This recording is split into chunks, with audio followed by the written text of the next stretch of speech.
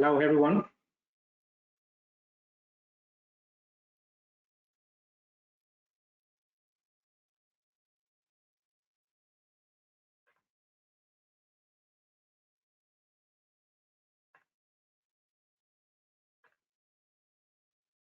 Sharon, can you please confirm that you can hear me?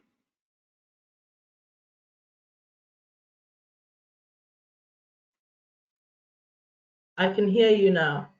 All right, thank you very much. Okay, I believe we can all hear me now. All right, thank you very much, everyone. Welcome tonight. Tonight we're going to be going through the roadmap to understanding and becoming business analysts. And I was just talking about the people we have on the panel tonight. We've got some of my colleagues on the panel. Sharon that just spoke now, Mr. Solomon, Fumi, and a very able partner in Nigeria. That's Mr. Dotun.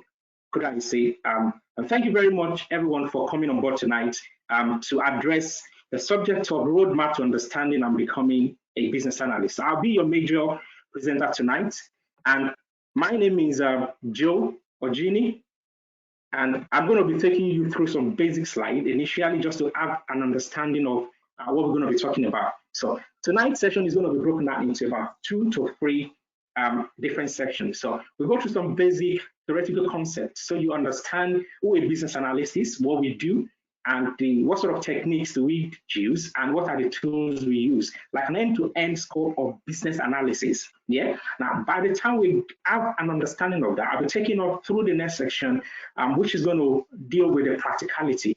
Now, not just to understand what business analysis is all about, but how can you deliver as a business analyst? What are the things you're going to be doing, and how do we actually do it? So I'll take you through some practical sort of demonstrations of the application of the theoretical aspects of the first aspect of the section tonight. And the third section, the third aspect of the section tonight will be over to us. So I'll be responding to quite a lot, any questions that you may have, any questions that you may want to ask, areas that you don't understand, or areas that that sort of conflicting, maybe on your mind, or what you've heard other people saying compared to what I'm going to tell you tonight.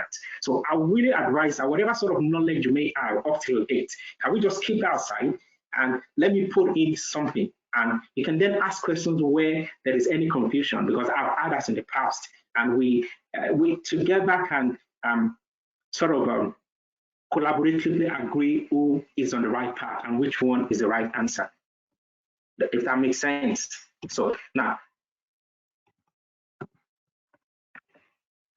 just a moment.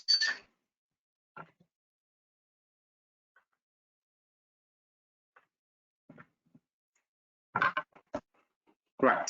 So next, quickly, I'm going to go through, like I said earlier, my name is Joe Ogini, and just briefly, I'm not going to take too much of our time. I'm an IT consultant, a career coach, and a mentor, and I'm an entrepreneur because I've got my own personal business, in as much as I still work for companies as well. Again, I've got 17 years roughly working experience in different industries as an engineer. I started as an engineer, so it doesn't matter where you are tonight, you can become who you want to become. I've been in the engineering industry, into logistics, retail, digital industry, so on and so forth, occupying different sort of seats, different roles. Altogether, currently I'm a BI business analyst. I still do project management as well. So like a 3-in-1, basically. Data analysis, business analysis, and business intelligence analysis. That's what I do on a day-to-day basis till date. Prior to that, like I said, I've been into database. So I've been a database sort of support person. I've been into database management and database administration. I still do my SQL to date. So anyway, I'm a team player and a team leader. Both for colleagues that are co-located in the same sort of region and location as me, and I still work remotely with offshore sort of teams as well, all over in Europe, in the United States, name it, even in Africa. So that's me briefly. Yeah, you may have other questions to ask, but I'll leave that to us to ask me later. But basically, that's how I will introduce myself. Now, over to you. But the way we're going to do it tonight, we have a lot of things to cover, but pretty much, I'm not going to ask us to introduce yourself, but I'm going to quickly do it in a different way. So I'll send some questions across to us. Yeah. So all you have to do is just answer the questions. You're going to see it displayed on your screen if you can. If the device you're using is a device that won't allow you to do that, don't worry. Just try as much as possible to answer. Once I've got as much answers as I think is right, I'm going to close the question, then we'll move on to the next. Briefly, that's going to be a way of trying to understand who my audience is tonight, the sort of mix of different sort of background of audiences that I may have.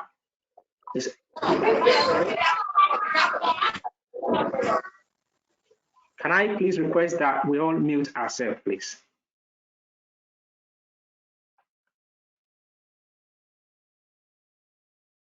Okay, so first question is coming to you. You can see it on your screen. Just quickly respond as much as you can. Like I said, I'm not asking for our names. It's just basically I want to understand the background roughly of everyone on the board tonight.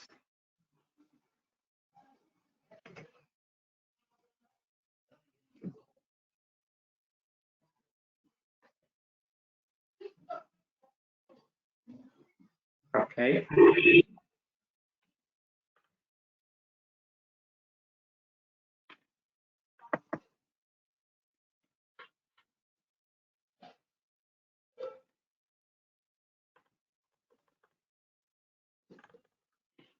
Okay, Mr. EC, I've seen your question. You can't hear me. Please let me know if you can hear me now.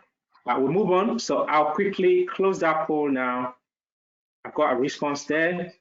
And I can share with you, if you want to know, that tonight we've got quite a few people that has BA sort of related experience, a project manager related experience, 24% of us. And some people have data knowledge, but quite a lot of us, 64%, none of the above. Thank you very much for that. The next question is coming over to you now. If you could please help to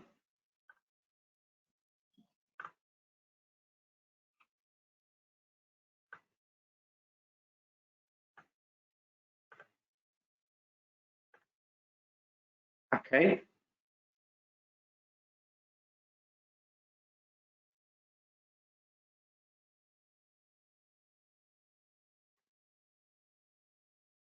Right.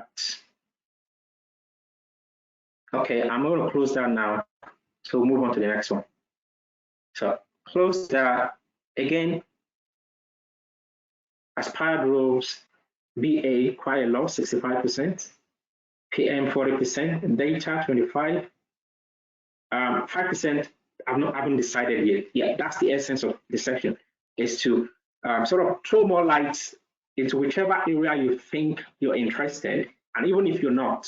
Now, at the end of the day 3, you have a clearer view of which path you want to go. And if not, I'll still be very much available for us to contact me, and I'll be very much, keen to really make sure everyone understands what they want and guiding us towards achieving that. Now, the last one at this particular time is just coming over to us now. And that'll be the last for now. Then we go into full flow of tonight's session.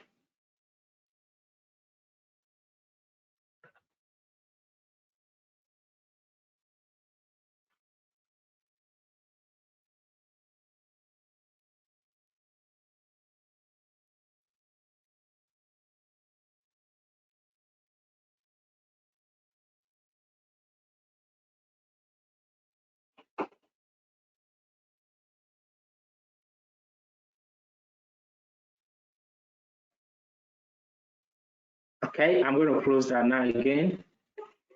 And so roughly,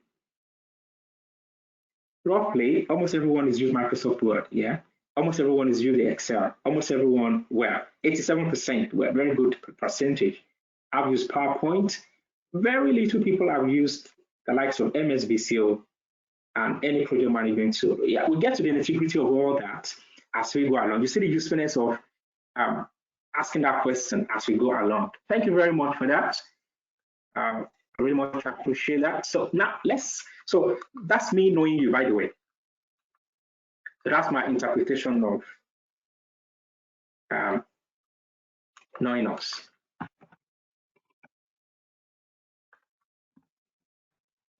Okay, so I move to why we're here.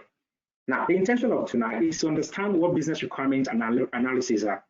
Yeah, so we want to understand what is business analysis. It's a lot of, I won't really say there's a lot of understanding of what business analysis is all about. There's a lot of some understanding and misunderstanding of what it covers. Some people still they can't really still define appropriately who a business analyst is. And in case some people don't even know, they just hear the role and they just want to understand a bit more. Is this something I can do? I want to understand if we want to understand the full spectrum of requirements, how it fits together. I want to be able to pick some tips that might be useful for us tonight on the practical side. And there's going to be the coaching, the practical side of it. And like I said earlier, we have a very short time, just about 2.5 hours. And it's a very light topic we're trying to deal with tonight. But I do really seriously hope, and I so much believe that at the end of tonight's session, all these areas will be well defined for everyone, and there will be, less confusion in our minds. Right. We're going through some housekeeping. I ask us to please, again, before I just sort of kick off in the next couple of minutes, that we mute yourself where you're meant to. Like now, we have a very silent environment. Participate as much as you can. Do get involved. Yeah, ask questions. Now, raise your hand if you have to. Yeah, I'll keep an eye on it, and my colleagues as well are keeping an eye on that. Raise your hand if you have to. Ask questions if you have to. Now, share your experience if you want to. Some people are going to be doing that tonight. And make mistakes. Now, the greatest mistake you can make is to try to avoid making mistakes. It will be the biggest. Nobody was born with anything. Nobody was born with anything. Now, people become who they are by stepping out into the unknown. They step out into areas they don't even know what's there. They're very open to make mistakes, and get corrected. And that's how we learn. And that's how we become who we are. So please never be afraid of fear. Never be afraid of making mistakes. Never think of what people will say.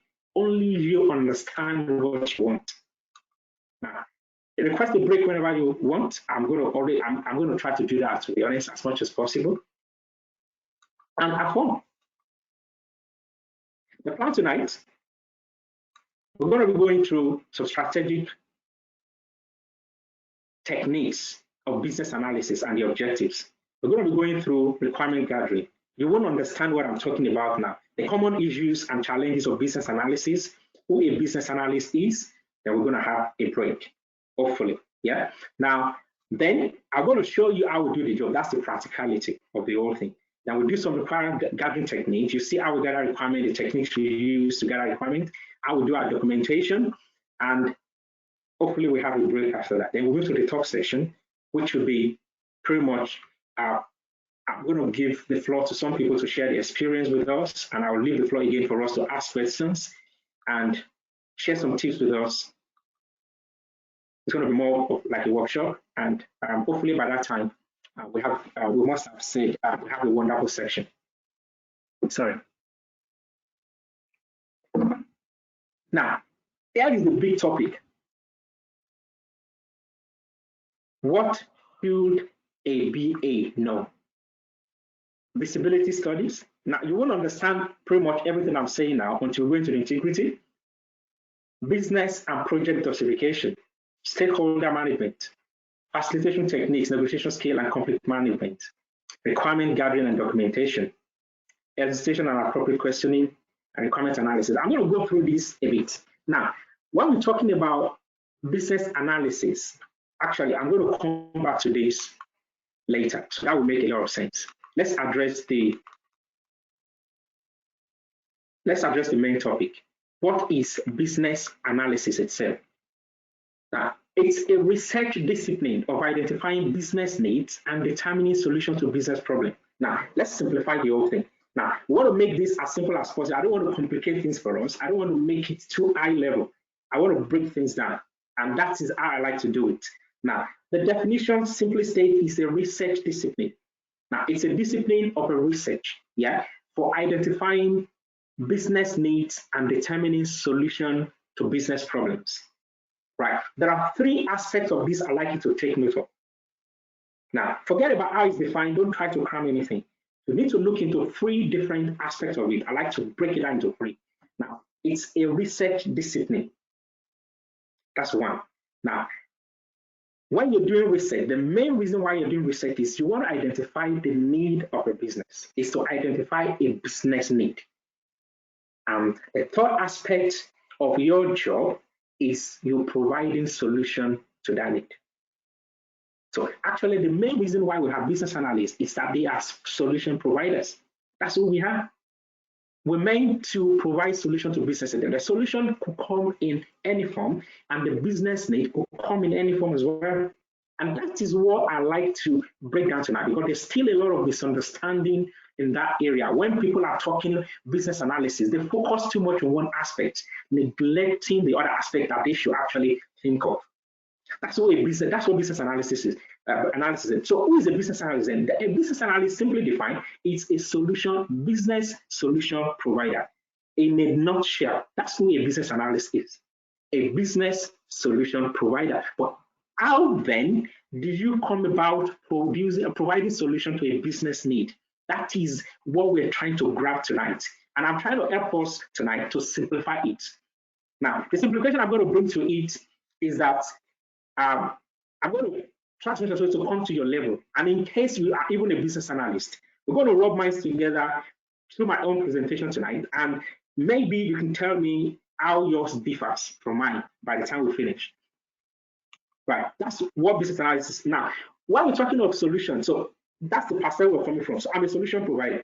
Yeah, I provide solution to a business need via two things. Now, researching and identification of business needs. So two things you're doing before you can provide business need. You want to do some research, maybe, maybe not. I'll tell us that. We'll get to understand that soon. And you've got to be able to identify the need while you're researching, or by any means you want to use to identify that business, and then you provide a solution to it. Now, what sort of solutions could you give to a business? And that is where we need to then pick your bits out of. Now, as a BA, you can pick your bits, you can leave the rest, because we have different breeds of business analysts. And the reason is they all are conversant with the different business solutions. Now, solutions could include, number one, software or system development. That's one. So now, when you hear something like IT business analyst, digital business analyst, technical business analyst, all sort of, it has some technicality associated with it, or some IT concept behind it. It's simply because that business analyst is only dealing with just one type of business solution. Does it mean if you don't understand software that you're not a business analyst? No, you can still be one. Now, does it mean that is all you need to know as a business analyst? No. Why? There are other types of business solution. It could be a system or process improvement. So your business solution may not even require a system development. It may not even require like a software. It may be an improvement of an existing process. Now, I tell you, let me give you an example of what I'm talking about. Solution one, you're developing a software, a website, a content management system. You're developing like that Amazon system, the e-commerce like eBay, like Alibaba. Yeah, those are softwares. Now, I can work on that as a business analyst. That's a solution to a business need. Now, but the organization doesn't need that. All they need is a process improvement. Yeah. Please let me keep an eye on questions. Please, my teammates or team members. If I have one, just let me know. Right. Thank you very much. Just a break there. So there are other solutions that the business may require. They may require. It could be a system improvement. I have an existing system. I need an improvement on the system. I still need a business analyst. It's a process we used to do things before. Now I go from point A to point B to point C to deliver my business, whatever, service or product. But sometimes we need to re-engineer processes. Processes need to change. The way you cook your rice is not the way I cook my rice. The way you prepare your whatever is not the way I do mine. It's just we go through different processes. Sometimes I need to refine it. Businesses need process re-engineering. Yeah, we're going to go to that. There are a lot of, there are a lot of areas that sort of bottlenecks happen within business, but I'm not going into nitty-gritty here. I'm just giving us some high-level sort of understanding of who a business analyst is.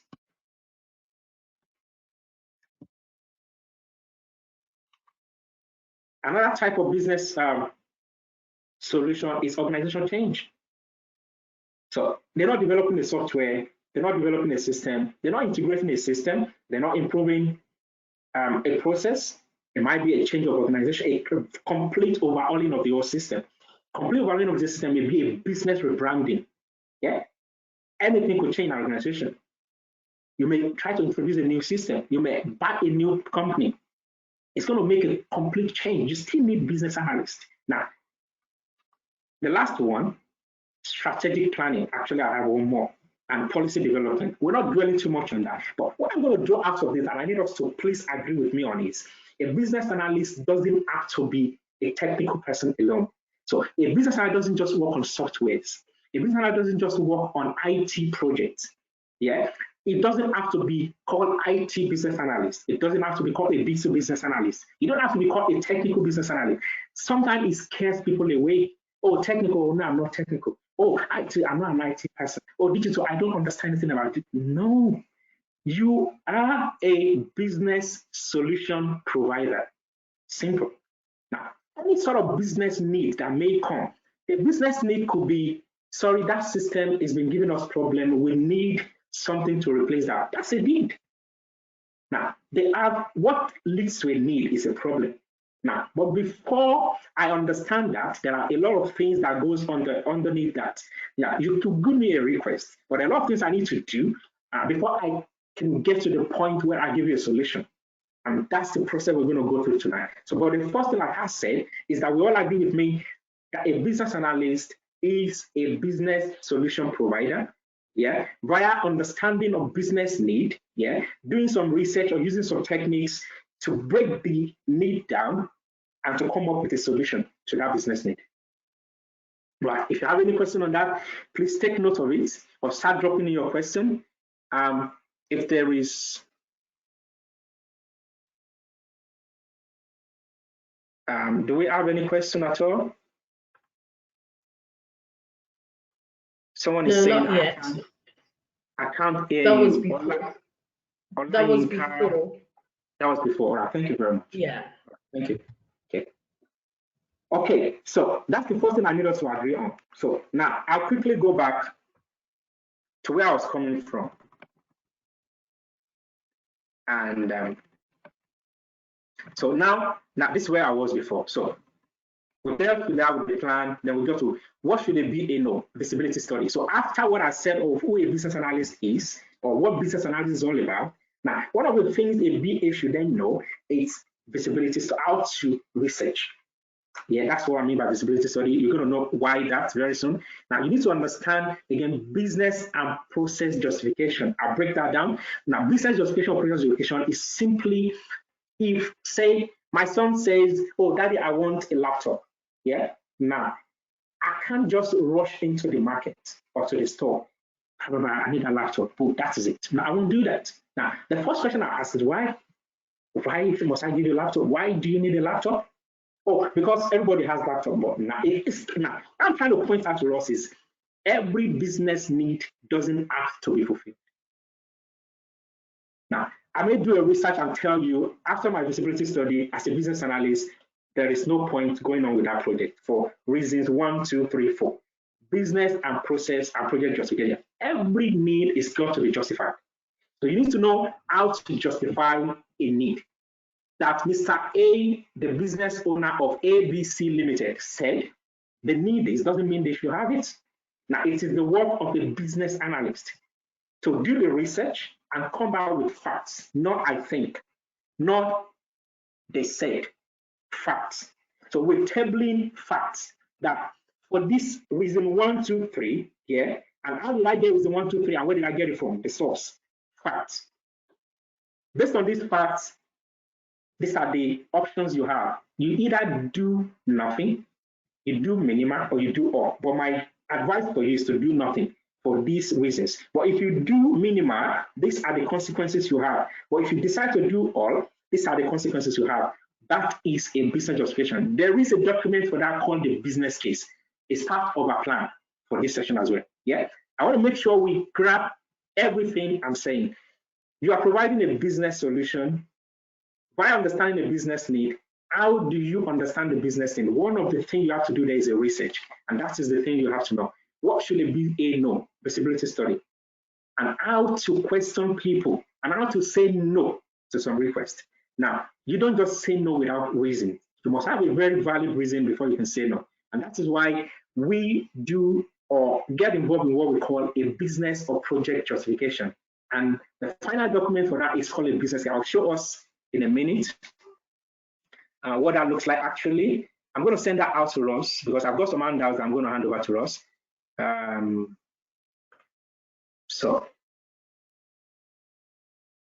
I think I've done that, hopefully.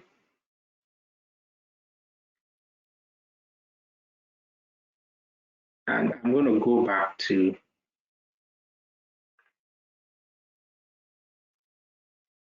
sorry.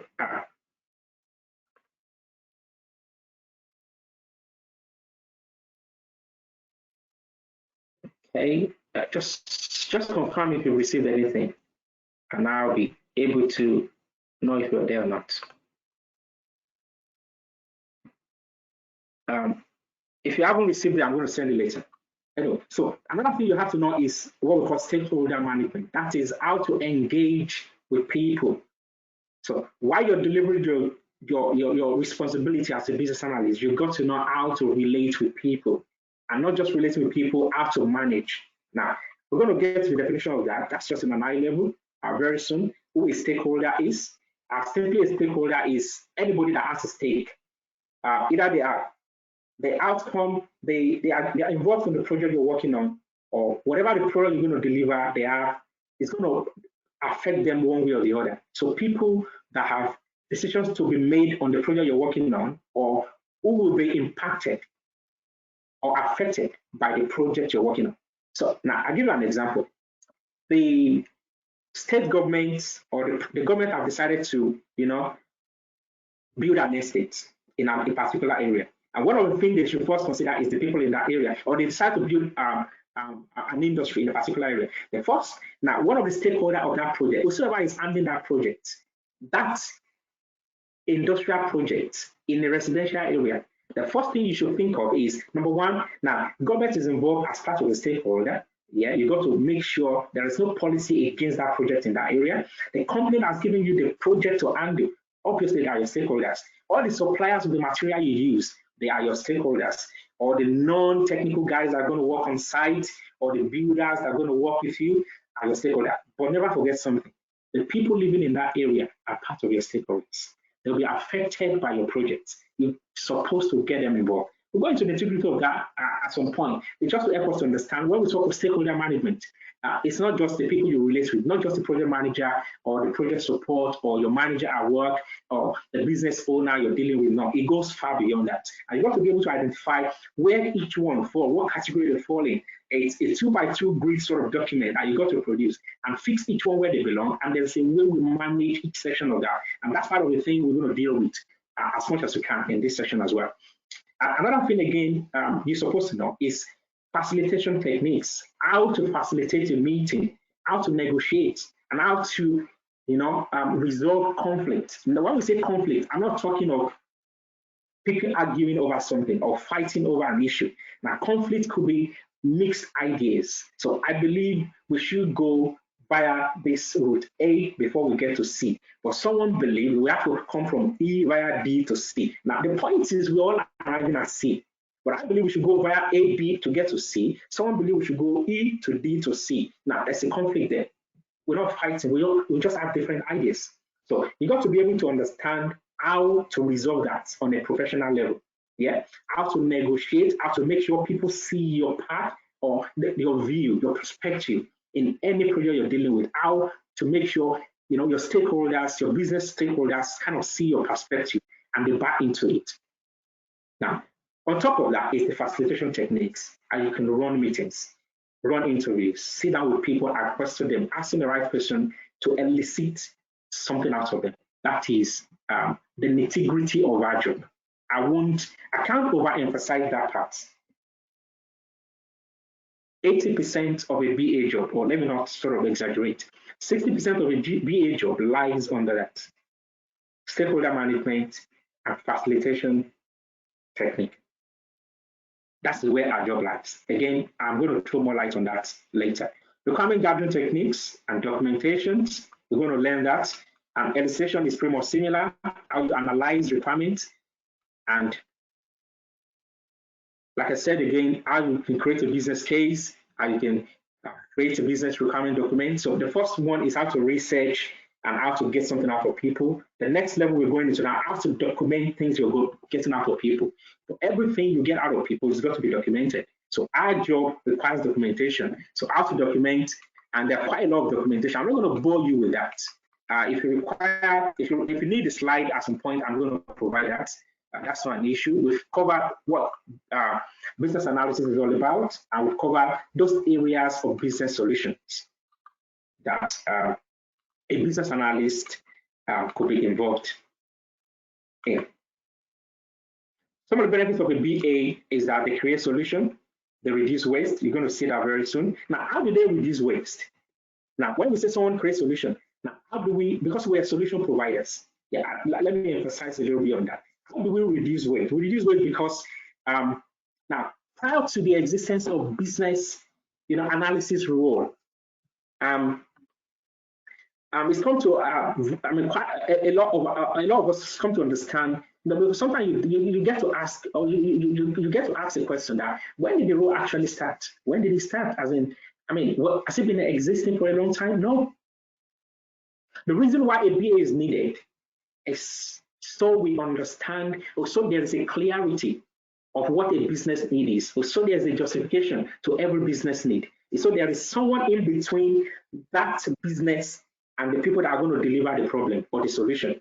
So now, in a nutshell, because we said the BA is a solution provider, I'm just going to then break that up into two for you now. A solution provider not just provides solution, but I will call you now a middleman between the business world and the solution world. The solution world could be the IT world. Solution world may not be the IT world. What most people always say is you are the middleman between the business and the IT. Yeah, absolutely, they are right, 70% right. But how about if the solution is not an IT solution? Does it mean there is no need for a BA? Yeah, there is still need for a BA. So you're the middleman between the business and the solution providers. You're not the one that provides the solution. All you're doing is that you are throwing light, yeah, on the business need. You are eliciting the need from the business, asking the right questions, using the right technique, and using the right tool to document whatever you find out is the core sort of your responsibility as a BA. So you use the right techniques to get the need out of the business, use the right technique to do the analysis. Now, after the analysis is done and is right, yeah, everybody agrees with that. Now, the business agrees that's what we want. You use the right tool to document what you found out, which will be interpretable, yeah, by the solution providers. I'll give you pretty much my usual way of explaining that shortly. Let me complete this slide. So we have to create solution to reduce waste, to complete project on time, yeah. And if you have a BA, these are the benefits, yeah. You have improved efficiency, you have the right documentation of requirements, but again, there are some challenges you may face as a business analyst. Lack of clarity. If you don't understand what the business wants, if you can't ask the right question, yeah, or if you're dealing with a difficult stakeholder that couldn't exactly tell you what they need, yeah, that could be a challenge. So lack of clarity in the scope of a business function could be one of the biggest challenges a BA can face. Now, but there's a way we can break that down. These are some of the reasons why we're here tonight. Business requirement not well managed. If you can't manage your requirement properly, people may be doing the wrong thing. I will explain that in a layman language to you very shortly. Let me complete that. If you can't manage conflict, like I said the other time, you have different idea with someone else. So the Java team believes we should deliver the solution using JScript. Yeah. But another set of developer, oh, that's COBOL will be very good in that. I'll do that. It's been nicely done in COBOL programming language. Different conflict. Who is right? Who is wrong? There's a way to manage all that. So, like I said, conflict is not just by argument. Conflict could be mixed, different ideas from different sort of different bodies within the project you're handling. One of the challenge again is not bringing the BA, at the sufficient time. I've seen that quite a lot of time. When a project will start, no BA on the project. At some point along the line, there will be a need that, oh yeah, we need a BA now. Now, when they notice there is something wrong, then they need a BA. Then the BA looks like it's a complete rework, basically. It's a complete rework because it's got to be start. You got to go back to the beginning. We've got to go back to the integrity again. Now, okay, now I need to understand again now what does the business want. I need to now start identifying my stakeholders and start, gathering requirements. So there must have been a lot of waste of time there. So pretty much what they've been doing before is they've been wasting time. So if a BA is not on the project early enough, that project is running towards a failure, basically. Lack of clarity of the scope, I've mentioned that. Next, we're going into, these are some of the skills a BA should have.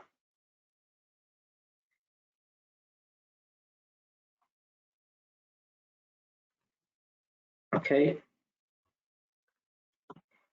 So everything I'm going to talk about tonight will be covered under this particular section. A BA must have very good communication skill. So begin to identify what you have now. A very good communication skill, written and verbal. You must be comfortable and confident enough to approach anybody in terms of stakeholder of the projects. May he be a director, a company owner, it could be a manager, a senior manager, end users, and ask them the right question, sit down with them, elicit requirements out of them, and you must be able to document whatever you've gotten out of them right. Then asking good questions is very important, not just asking questions that are not really going to, get something out of your stakeholders. Very good point to note there. A BA must have a very good communication skill. Problem solving skill. When we say problem solving, what do we mean? Problem solving skills simply talks about the same thing, just in relation to just a step below communication skill. Is you're able to facilitate and understand people. You're able to listen, sit down with the business owner and be, pay attention to what they're saying. Now, you must be able to connect with them. When I mean connect, like a glue, like glue yourself to them, like feel their pain. They're trying to explain something to you. If you can't sort of empathize, sometimes it will be very difficult for you to see from their perspective and step back, think outside the box and provide a good solution. Some stakeholders they're not comfortable to tell you things. They're not comfortable opening up to you, or maybe they're comfortable. But the thing is, because there's not that closeness there, you won't get the best out of them. So that's what we are. Problem solving skill doesn't mean you can sit down and begin to solve problems. That's how it starts. It's being able to facilitate a meeting, listen to your stakeholder, listen to them to possibly provide the best solution. So when you have a good listening ear, you can then go back, do your proper analysis because you must have gotten the right, requirement out of there. Then you could go back, do your research, and come up with good options to deliver solutions to that business need. Another sort of another skill set is critical thinking. Critical thinking talks about when you're delivering a solution, there's not just one way out of every problem. You got to be able to do a proper evaluation and come up with multiple solutions as much as you can. Yeah, listen and ask questions to get the real need. Now, there's a way I'm going to tell you, or someone tells me, a business owner says, oh, I need an office in Lagos. Okay, Lagos, oh yeah. Now, as a BA, if you don't know what you're doing, you can run, Lagos, please help me get an office in Lagos. And someone goes, oh, I got an office in Lagos, fine, fantastic, I've done my job. Oh, where did you get it? Oh, I got it in, whatever, Victoria Island. Oh, they'll be like, oh, sorry. No, that's not where I want it. Now, the next question now is, who is wrong in that location? Now, someone said they need an office somewhere. Oh, I need an office in London. Doesn't mean he actually needs an office in London. And because the thing as a BA, the first thing I'm going to ask you is, wait, why do you need an office in London? That's how you start.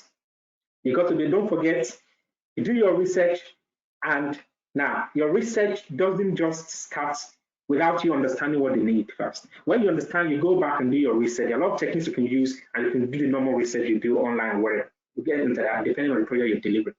Anyway, but the first question is, they need something. Why do you need it? What do you want to use it for? Now, there could be a lot of whys. Every why question could be followed. I'm not going to go into the detail of that at the moment, but what I'm trying to tell you now, what we're building up from there at this point is there are questions you ask, yeah, that leads to another question. So we call that open questions.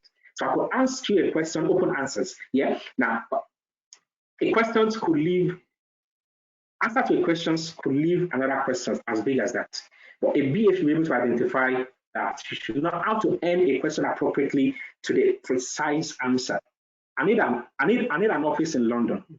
Why do you need the office in London? If I didn't want to do that, now if I've justified that, where do you want it in London? London as the north, the south, the southeast, the west, you know, the East London, where do you want it? Do you want it a little bit outside? What do you want to use it for? Now, why do you want it exactly in that southeast? What's the reason for it? Is it your target market? That's the work of a BA. You got to make them, because the thing is, I'll tell you the truth, business owners don't even know what they need. They just have an idea. Business have an idea, not just the owner, anybody within the business. Anybody that puts a request is sometimes they don't know exactly what they want. Now, the tool in the hand of a BA are techniques that will help you to explore into a business need and figure out things they don't even know about their business, or they don't even know about what they're asking. Now, someone said they need to build a business doesn't mean they can actually do it. Yeah. Now we're getting there gradually. We're not there yet. Now, but critical thinking means please listen, ask questions. Yeah. So that will give you a better platform to do a proper evaluation, to come up with better option for the business. If not, a BA could fail. If you fail to do your part, you're making a business fail. Now the question is, why do they act as a BA? If you can't do a thorough job, your thorough job is to be able to listen and speak to people, ask them questions. A BA is like a child. Well, maybe not every child, but some people will understand what I mean. Question that asks daddy why, that shut up, you ask, why must I shut up? Yes, and that's a BA. They want to know the reason for everything. I don't just want to take an answer as the last for me. No, until I get to the integrity, a precise answer, and I have to justify it before I go ahead to do it. But I'm not arguing with you to say I won't do it. No, I'm sympathizing, empathizing with the need that you have, or the sort of glitch you're facing in your within the business, or within the process, or within the system, any sort of issue that you think you may have. I want to listen to you. Now let's talk about it. Now, what's causing it? What have you been doing before this time? How do you used to do it? How did you used to do it? Oh, this is how I used to do it. Oh, can I come over to actually see how you do it? That's a BA. Yeah, and all those are different areas or different ways of handling things. There are times I will have to go and actually shadow them, because that will throw more light. And I'm not getting there yet. We're just getting there gradually. Now, okay, so that allows you to then go back and do your proper evaluation and critically then provide a solution. Then you are a successful BA. And understanding BA technique, crucial. Now, the first three I mentioned, communication skill, problem solving skill, and critical thinking, those are core skills. There are core skills for you. They're not the real BA skills. Anybody can have it. But if you have it, please. Now, if you don't need to have all of it in 100%. But are you someone that can talk? Are you someone that chats and talk to people? You like writing things or documenting? Yeah. Do you like providing solutions to businesses? Yeah.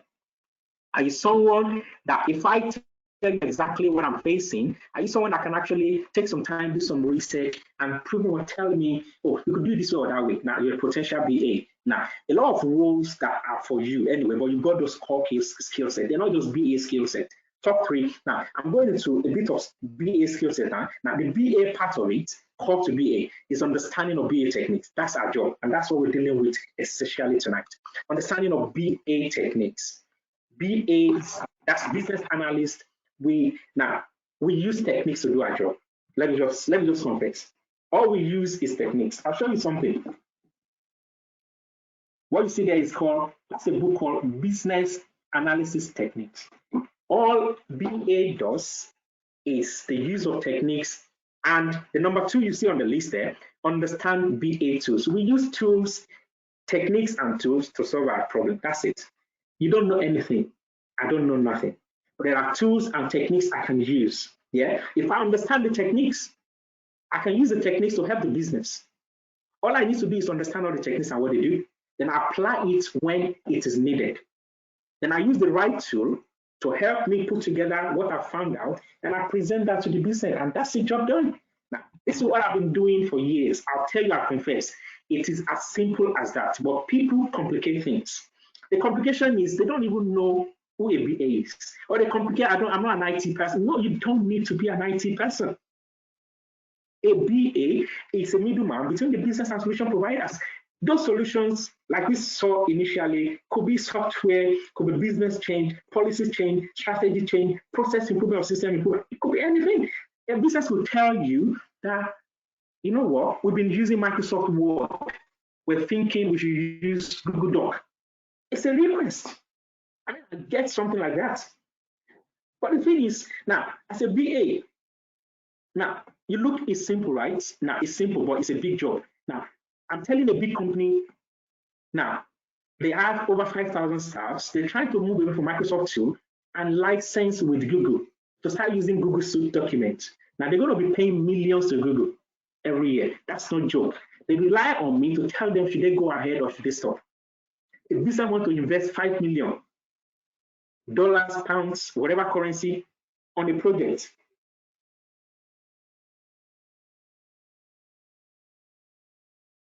sorry, just a moment. On a project, they rely on you as a BA to help them to do that because they don't want to waste the money. That's the essence of a BA. It's as simple as that. Now, what do you do as a BA to make sure they spend or they don't spend that money? It's up to you. It depends on, do you have the right tool? I'm talking of your techniques now. Do you know the right techniques to use to explore that need, to throw more light on it, and sort of break it down into facts that you can put together to say go ahead or not? So understanding of BA techniques and tools is the core of a BA job. Now, if there's anything I'm going to encourage us and I'm going to show us tonight, is those are your jobs. I'm not going to teach you too much of communication skills. I can tell you what you need. We can collaborate together. I can tell you how to improve on it.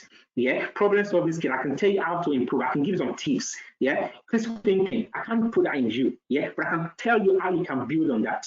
I can help you. We can work together to build on it, and that's the essence of what we do. So I help you to build your communication skills, to build your problem solving skills, giving you sort of projects, working on it together, so we should see how I can do it. Yeah, critical thinking, how we go about it. It doesn't just mean as it spells in a BA job. It means more than that. Like I said, critical thinking, people that are critical thinking, I can think critical. No, Ken, you can't. Sorry. I mean, I can't even tell you I can. You have to show me that you can. It's not by words of the mouth. Yeah. Now, this firstly, then the next one is so the BA skills, BA techniques and BA tools, those are BA skill set. Now, the next floor one, starting from relationship building skills, those are soft skills. Yeah, that you pray money. Relationship building, I'll tell you when that is needed. That's needed because we did mention stakeholder engagement, stakeholder management. You're going to be engaging with stakeholders, managing stakeholders. Yeah, you need that relationship building skills. BAs needs to be trusted. When you deliver to a stakeholder, say a director within your organization, and they see the delivery of your job or what you've done, you build that relationship, they trust you. See, when a business trusts you as a BA, you deliver a good solution. And all you do is sit down with them, understand what they're going through, go back, use your techniques to break it down. Yeah, we're going to go through that. To break the needs down, you do the analysis and do whatever you have to do, and go back to them that this is how we can solve it. And if you want to solve it, no, I'm telling you, now, this is it. I pick up a request and I analyze. I go to people that are going to solve it. I go to developers. They need the system. This is what they need. This is what I've captured. This is what they need before. I've done my analysis here. We don't have that in the house. but with this and that. Now, do they really need that? Yes, they need it. Why? I've done all my necessary assessments. I've done my impact assessment on the whole organization. It doesn't impact too much. It's going to help them to improve sales. It's going to improve product information availability. It's going to help the customer service, which indirectly helps marketing as well. If that goes on, then stock level, we're going to improve in stores and sales to jump up. And at the end of the day, what happens? Profits. That's it. And that's fulfilling a business objective. So everything has a positive impact. I think we need that. At the moment, they're facing problems, and we've analyzed it. If they put the system in place, it's going to improve the process. It's going to reduce human labor. It's going to improve customer service experience. It's going to improve the marketing experience. Shop floor is going to refill. There'll be more sales, and we could project an increase of 10% profit. Why not? We invest in that. That's it. My job is to clear that out. Now, everybody is ready to jump on now. That's my job. I've picked up the requirement, but I've thrown more light to tell you how that can impact the business. People want to join. Am I the one producing the delivery solution? No. People that are delivering, I'm only explaining to them what they should do. This is what the business wants. This is how you're going to do it. I've documented it. See the document, deliver. That's it. My job done. All I have to do is do like that and watch what they do. Now, at this point, I'm going to help you to break it down. A BA, I will interpret it another way so that we understand. I need to get us to agree with me to have a proper understanding of who a BA is. I know some of us have you built houses, or at least you've seen people building a house, or you built yourself. And maybe you didn't build a house yourself, but you bought a piece of land. Now, when you bought the land, you got like someone to build a house for you, maybe a supervisor, a contractor, or whatever. Now there is a process between delivering the building, between you having the concept of building something here and you having the rebuilding in place. There are two different things. So you got a concept, you got an idea. Oh, I need to build like a 6-bedroom, whatever mansion. Yeah. I can tell you I want it to look. I want to have this room, that room is here. But you need to sit down with somebody to tell them what you want. And they need to put it down on paper. Yeah. Help you to draw it out. They will sit down with you, understand what you want. That is a BA. That is you. I'm the one that has the idea. I want to build a house. That architect that I'm sitting that I'm going to call to sit down with. Yeah. That's quantity surveyor or whoever the person is.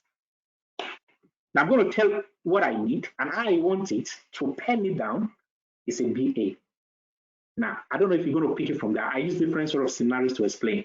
So I'm going to tell the person this is how I want it. They will then pen it down, jot it, sketch it, show me this is how it's going to look. No, I don't want it like that. Now, I want that room bigger. If I want that front elevation like this. So I'm going to alter it as much as I can until I'm satisfied.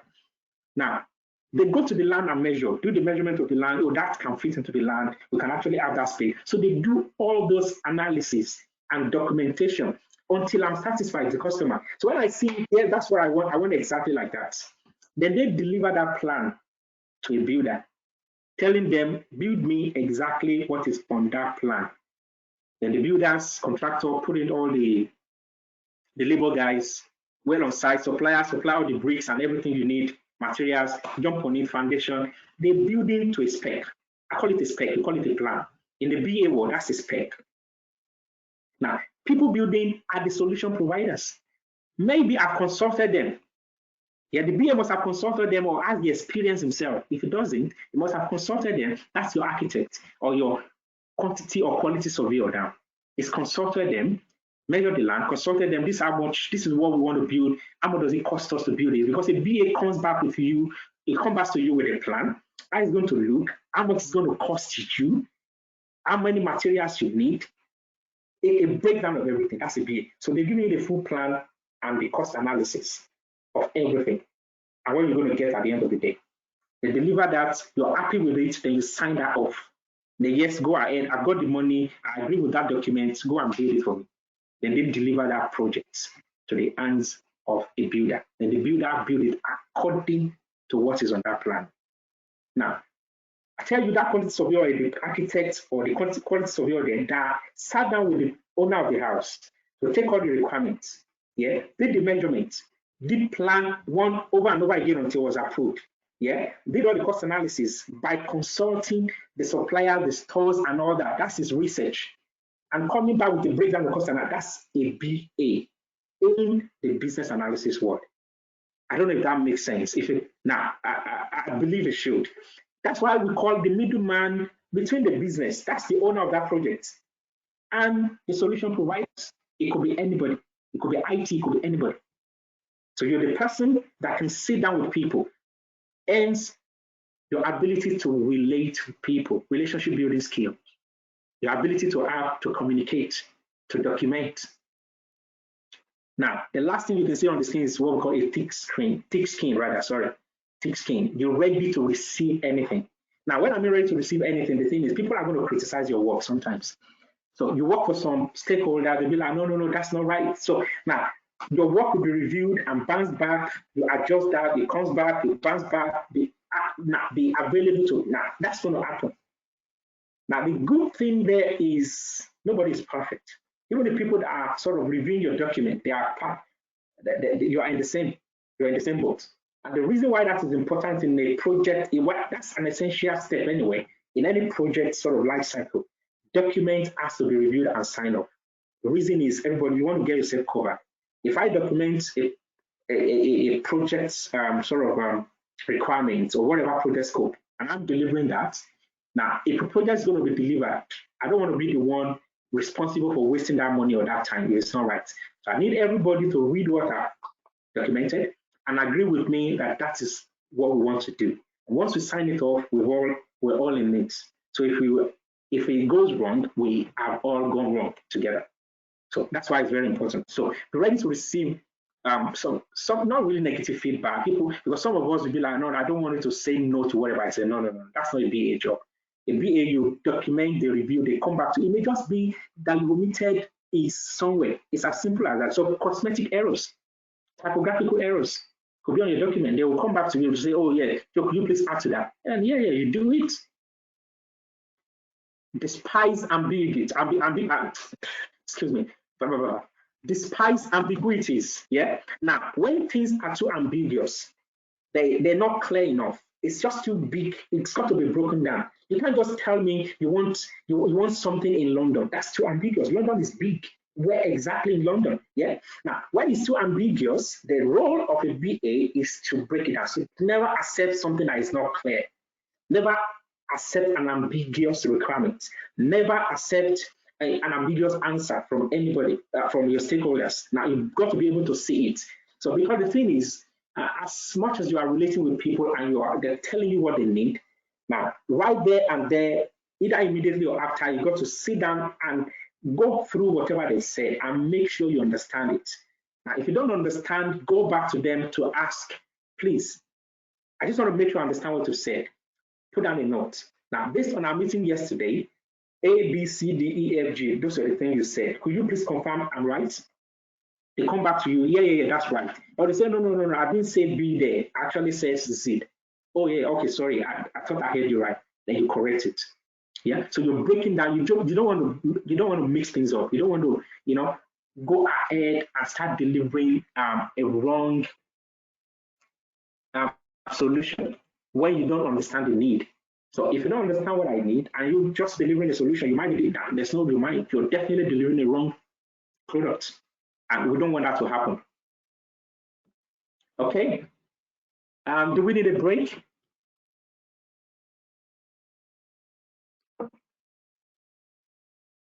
Just tell me, wave your hand if you need one.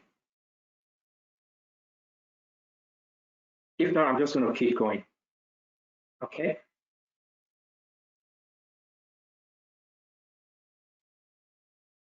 Okay, I can see the break.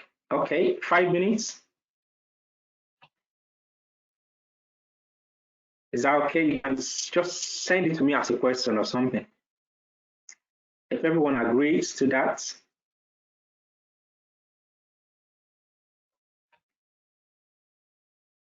Adeniyi Ojo, can I unmute you if you have something to say? 10 minutes. 10 minutes. It's 10 minutes. Okay. Ade Omoni. Ade Omoni. Hello. Okay. Akoni Olayiwola.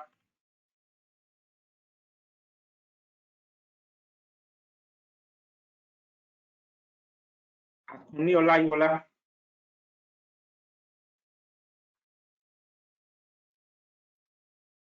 All right. Okay. Brenda Shoki.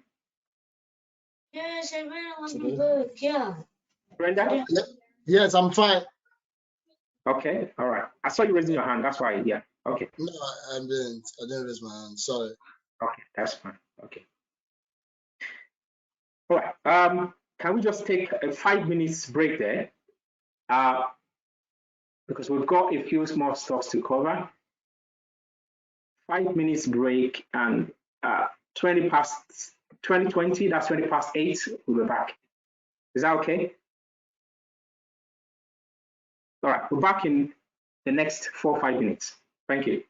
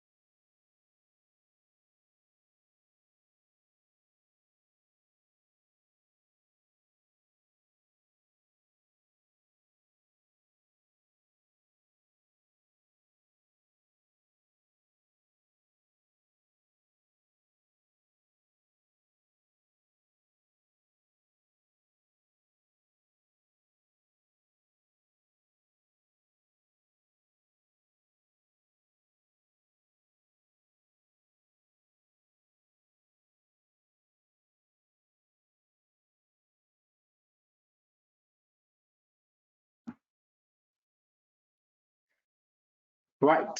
You're welcome back.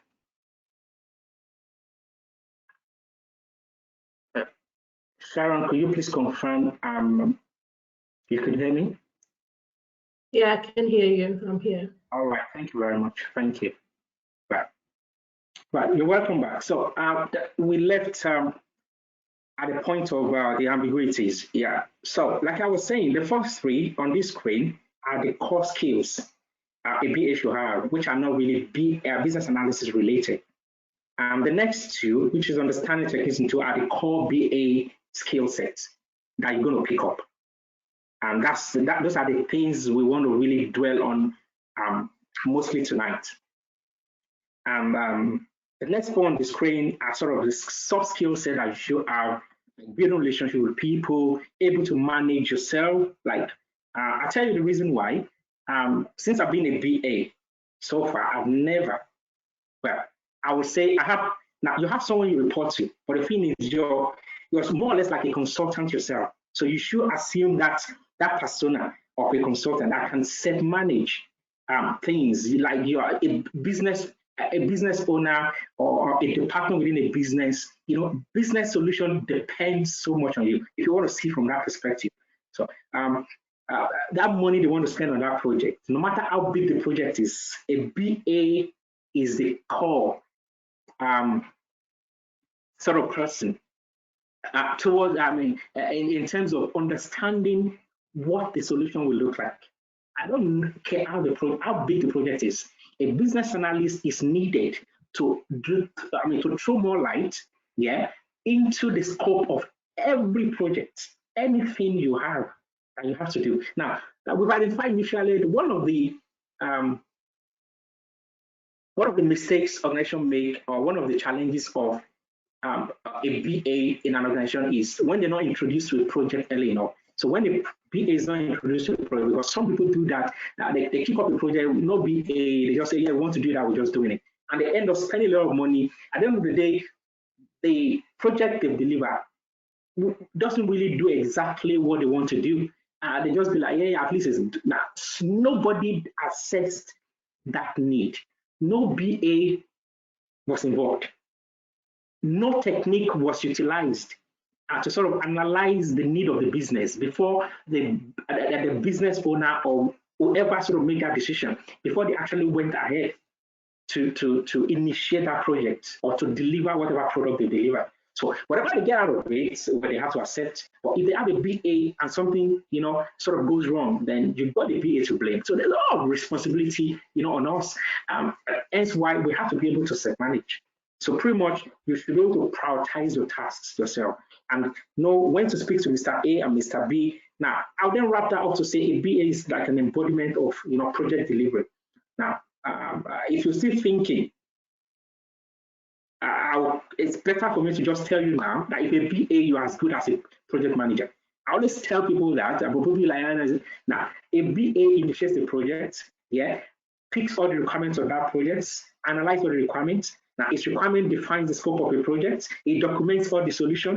What does the project manager does there? They only coordinate managing the people, the time, and the money. Simple. Or well, the people and the material, the resources, human or natural or material resources, the time, which is the deadline or whatever time frame the project have. Every project has a time, is time defined, and obviously the budget.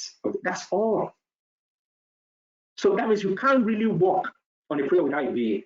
Absolutely say that. Anywhere, broadcast it to anywhere that someone said you can't work on a project without, and except you are a project manager that has got BA skill sets.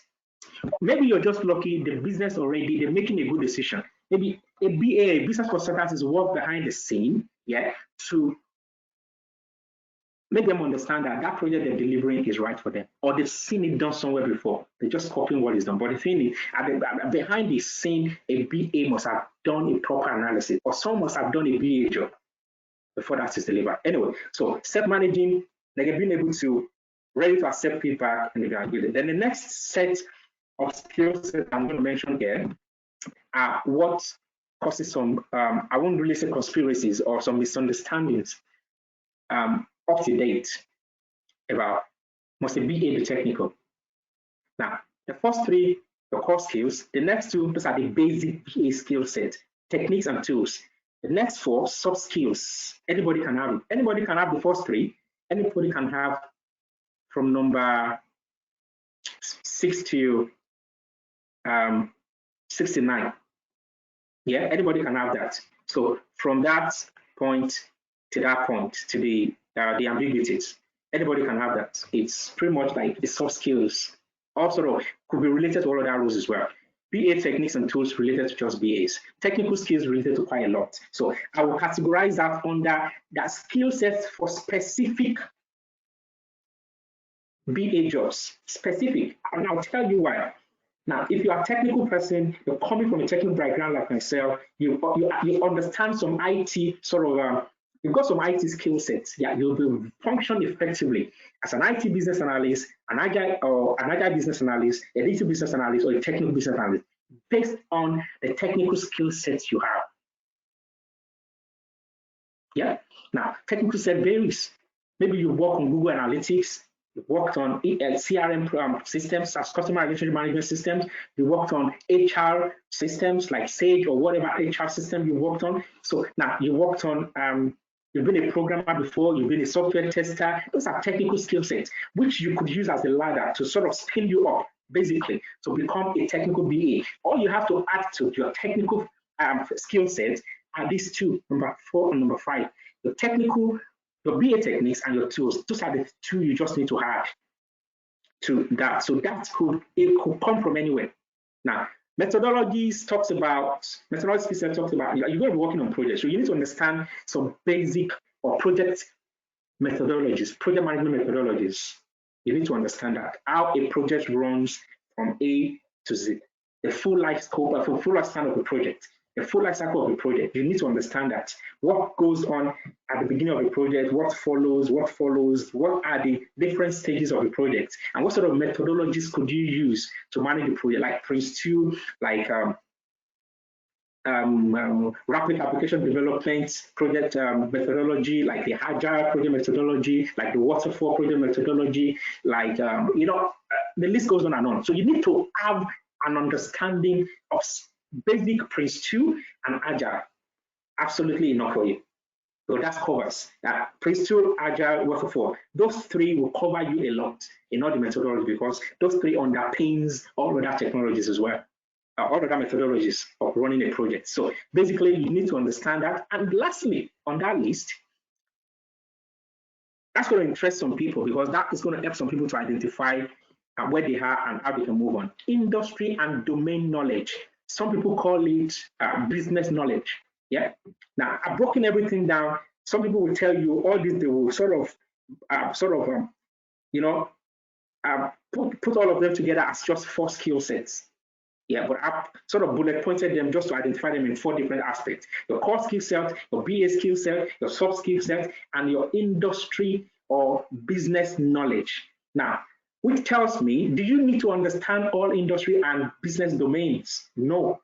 But wherever you are now means you can still be a BA, because BA sort of operate at different industry levels. When I was telling you about myself at the beginning, I started as an engineer. I have an engineering I've worked in an engineering industry. I can understand some engineering systems. So if I find myself in an engineering sort of organization, I will function. Why? I've done something related to that industry before. If you work in a bank, yeah, that's a financial industry. Now, I won't be able to function in the financial industry as a financial BA, as a business analyst in the bank. Now, it will be like a new beginning for me, except now the experience I've had in the retail, in the IT world, in the digital world, in the logistics world, and the engineering world. If all the systems are related to what they use there, then that will make it like that. But if not, there's going to be a learning curve when you move from industry to industry, definitely, because the system they use there is different. So you used to be an accountant. You can be a fantastic BA. I'm telling you. Now, I work a lot on, finance-related projects now. 5 years ago, was I like that? No. 3 years ago, was I like that? No. But 2 years ago, yes. But now when you're talking of finance projects, I can confidently say, yes, bring me in. Because that's a learning curve. Now, wherever you are, whether you're in IT world, whether you used to be in the healthcare sector, whether you used to be in the retail sector, you know, be in an industrial sector, you used to work as a teacher, whatever you used to do, that is part of your skill sets because that industry needs a BA and it's a right pedestal for you to just spin in.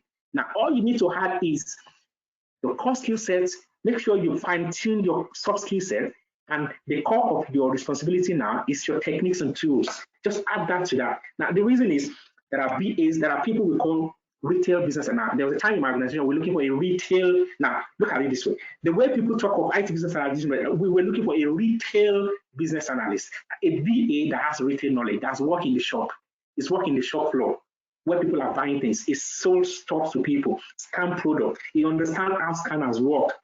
Yeah, they understand how the team works, how you enter product to the team, the concept of being a salesman. We want a BA with that knowledge. That's how simple it could be sometimes.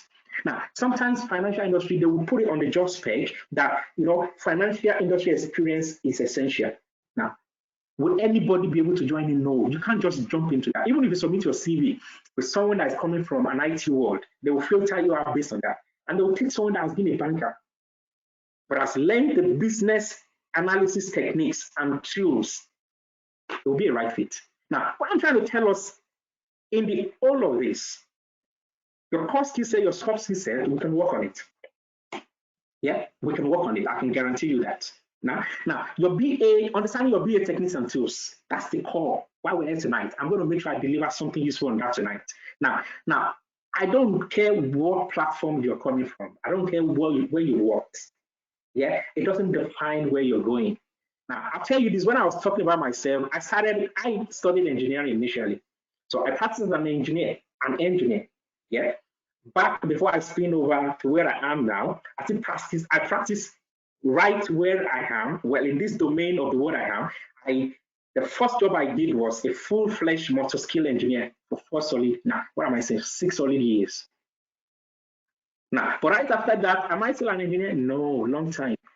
I've done database administration, I've done SQL development, I've managed projects, I've been a technical BA, I've been a digital BA. Yeah, now I'm in the retail world. I've been in logistics. I'm in the retail world as an IT BA, and I still do my business analysis. So I'm like a business intelligence or business analyst at the moment, stroke project coordinator. Now, did I start there? No. Now, but what led me to where I am? I'll tell you this. Now, because sometimes when people are packaging CVs, they feel like, I need to bring that. Don't bring it out. Please show me your CV. Let's reason together. I'll tell you how useful your previous experience can help you to become who you want to become, either a project manager, a data analyst, a BI analyst, or a BA. The reason is for my CV, what was spotted on my CV was that I've worked in an engineering firm. I'm telling you. Now, they pick that out and they be like, oh, you need someone like that. And that's what single-handedly just filtered me out of the whole sort of contractors that went in for that particular job. That alone, because they said to me, oh, you worked there, yeah, we need someone that has that experience. Simple. Now, when did I do the job? I did the job as far back as 2008.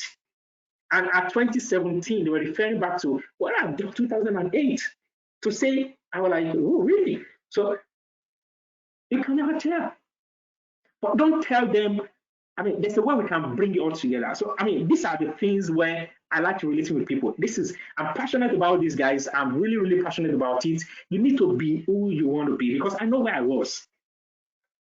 Yeah. And I know, one thing I always tell people, if I can be a business intelligence business analyst, people that have known me before today, now go and check it and check people that are still going to speak to you tonight. It's unbelievable. And the thing is, there is nothing you cannot get. The only reason why you're not getting it is because you don't want it. Yeah, if you want it, you can get it. Now, all you need is the right set of people. Get the right mind, plug yourself in, work together with them. They're going to definitely, positively make an impact. And that's what I like doing. I'm passionate about it. I just want people to just move on. Career-wise, I mean, I can't overemphasize that. People that have known me, they know that. I emphasize it a lot, that you can be better than that. I know people that have encouraged me in the past, they'd be like, no. Now, there's a very good friend of mine, like a younger friend, is a family friend, it's more like a family. I believe it's on the floor tonight. He used to tell me, like, you've been there for too long. That's when I was in the engineering world. It's on the floor tonight. I know. Now, it's on the engineering. He said, you've been there for too long. Come on, move up. Yeah. And I'll be like, you know what, yeah, let me just sort this out. And, you know, people need to motivate you sometimes, yeah? And as someone like that is still on the platform, he didn't know that, yeah? But it was part of, if I remember today, what I used to do and what I do now, I feel like, really? You know, and that's one of the things that tells me, like, you know what? You need to motivate people, push people. Yeah, we're not pushing you negatively. It's to make you who you actually dream to become.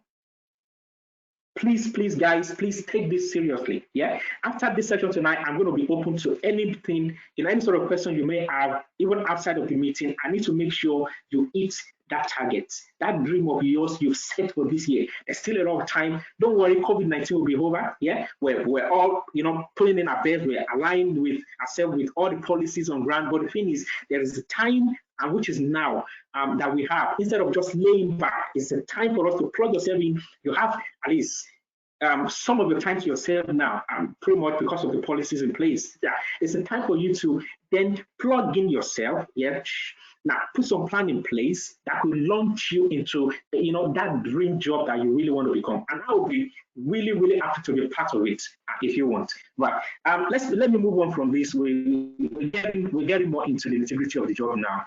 So now this is how we practice the job. So I'll go through the flow. Again, these are your core skill sets. I kind of emphasize that tonight we're going to be dealing with techniques and tools. Now, but this is how we deliver the job. This is what I will tell you. I always tell you the 7 pillars, my own best practice. Yeah, take it from me. What you need as a VA is a clear understanding of who you are. Simply, I will ask you. People that have been with me, they always say that they can tell you that, they can testify. What I'll ask you after training you is, I'll tell you, who are you as a VA? Could you just define yourself? Because without that, you don't even know what to do. So if you wake you up in the morning, yeah, what is business analyst? So who is a business analyst? Confidently, you can give them a simple statement to say, this is who a VA is. Anywhere in the world, it doesn't change. You are a solution provider. You could tell yourself a middleman between the business and the solution provider. You could call yourself anybody, but you're that person that helps to identify the business need. Yeah.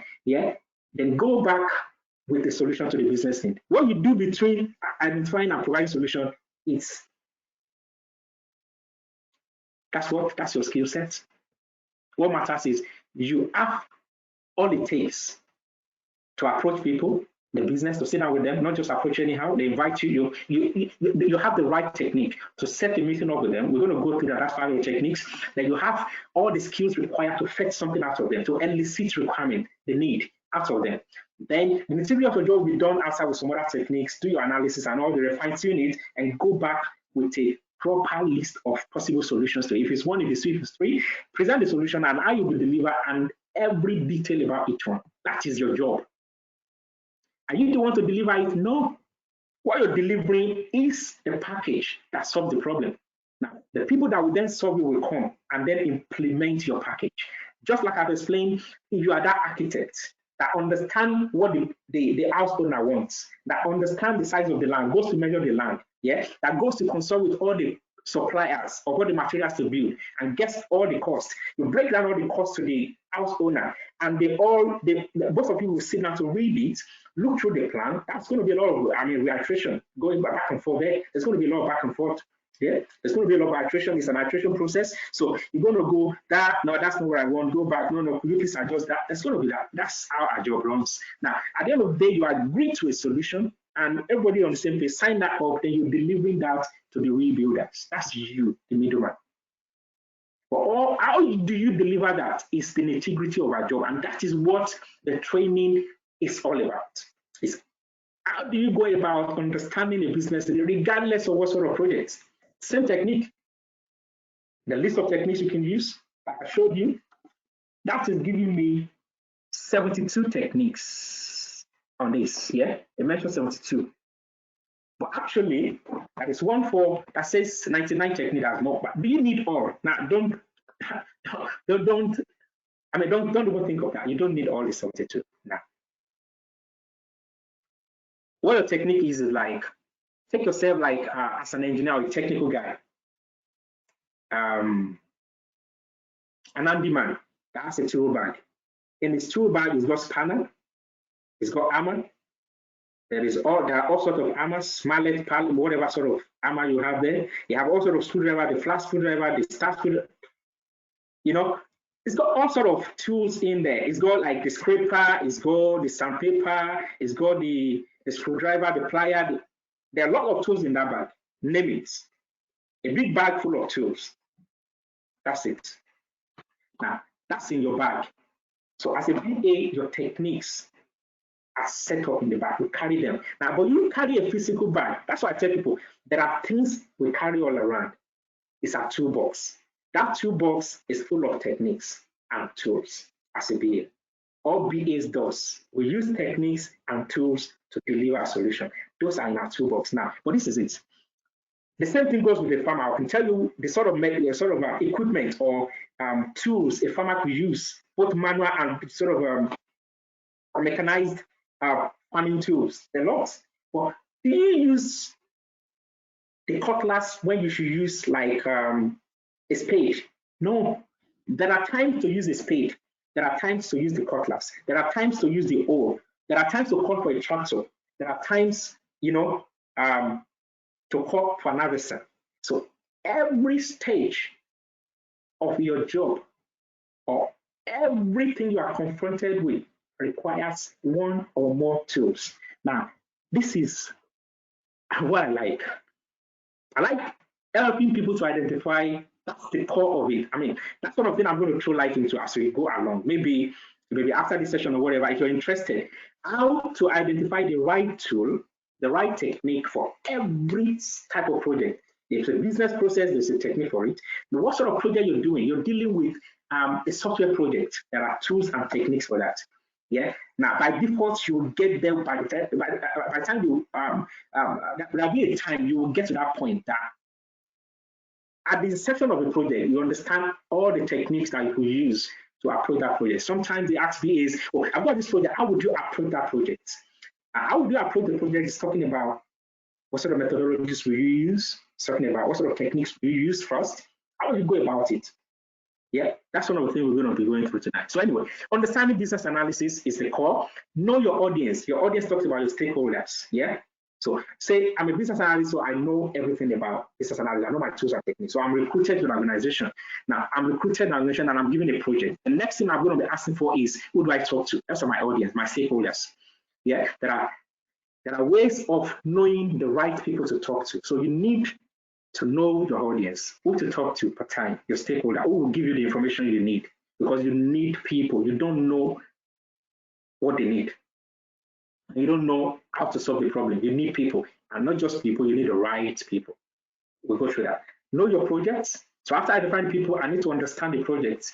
What sort of apps do you want to build? What sort of system do you need? Now, it could be understanding the business need. What does the business want to get out of that project? What's the business objective?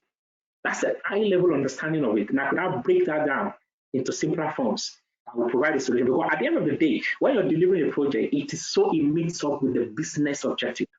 If a project doesn't meet the business objective, it might be a failure. The business objective will be the for that project will be the high-level requirement there, the high-level need. I need to understand that. Then the next thing then is, again, I've mentioned that before, know your techniques, know your business environment. We're talking of the industry in the last one. Business environment means, do you understand that industry? If you're working in the bank, is it a bank that's recruited you? Do you understand banking industry? Do you understand the banking system? Do you understand the process of banking? So when you're working on a project there, would you struggle? Yeah, know your technical environment. That's still within the business. That's the what we call the industry and domain knowledge. It's the last one I showed you. I go back there. That's the last one there, industry and domain knowledge.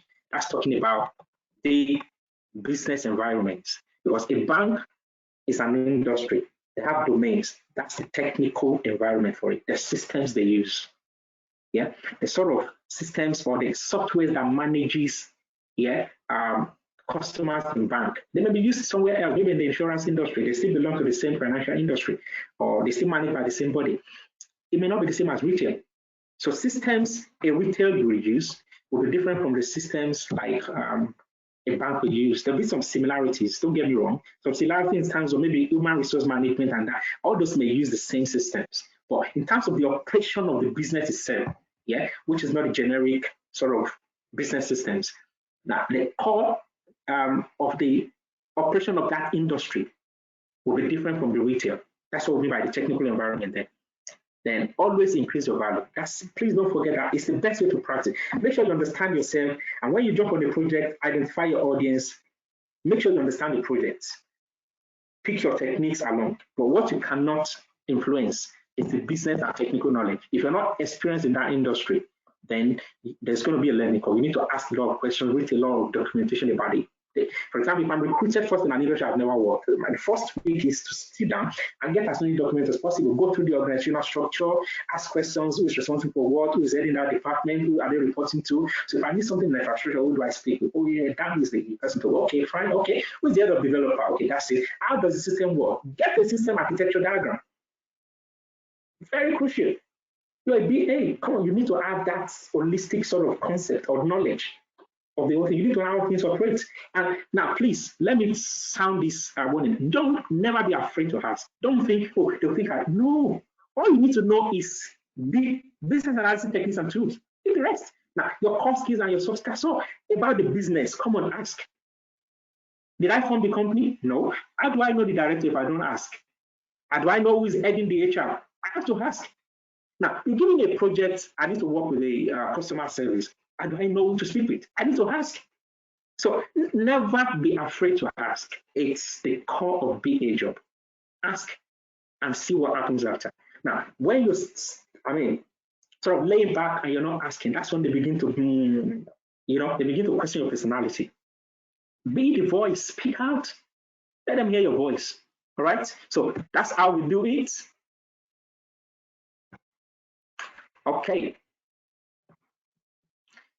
I've said a lot. It's just to make sure we're on the same page.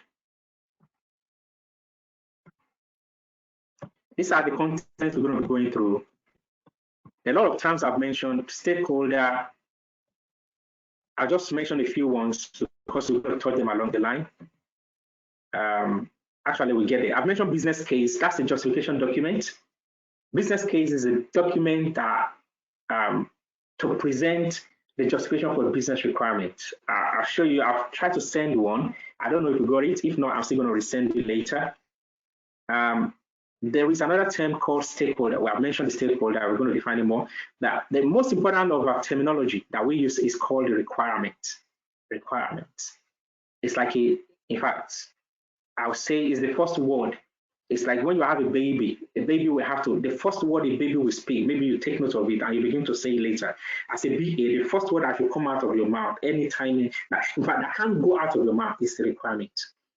It's like you are recruited to gather requirements. In fact, that's like, requirement is like, in fact, it's not, if I hear requirement outside, maybe I'm in short term and I hear requirement, I look like, I begin to look like, is anybody talking to me? That's the way it is.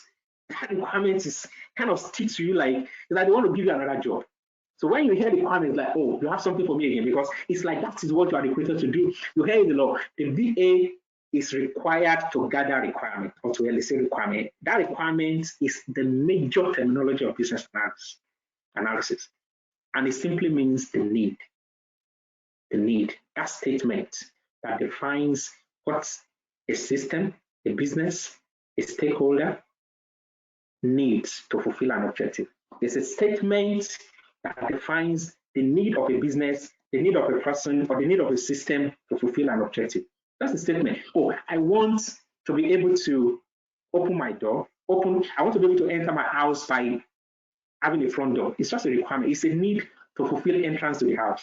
For example, building a house, I need my room to be 20 feet by 20 feet, 20 feet long by 20 feet wide. That's a requirement in building projects. It's a requirement. It needs to be fulfilled.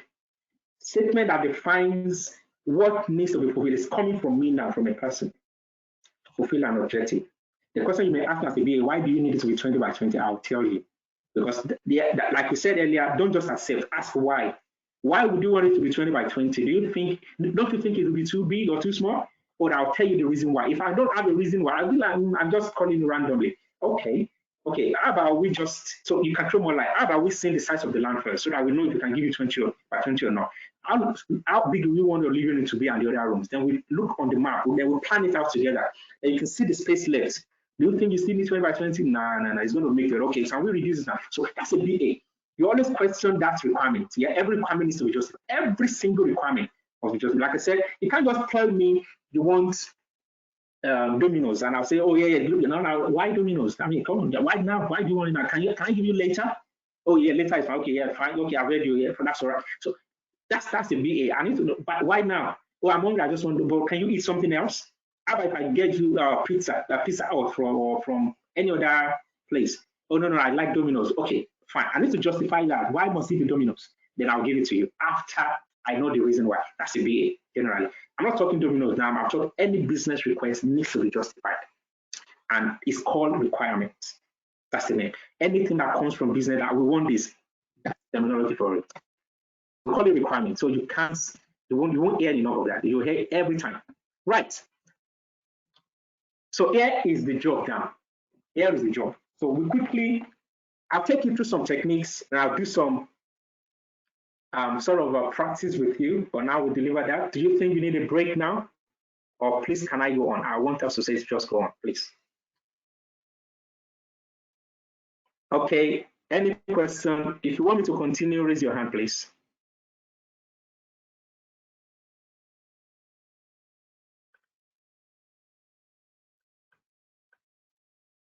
Okay, a lot. Okay, all right, thank you very much. Thank you for that. Okay, so now we're moving into some techniques. So now, like I said to you, BA job, it's about tools and techniques. This is where we're going actually. So now, when we talk of techniques, we've defined 5 different types of solutions a business analyst can provide. System of software development.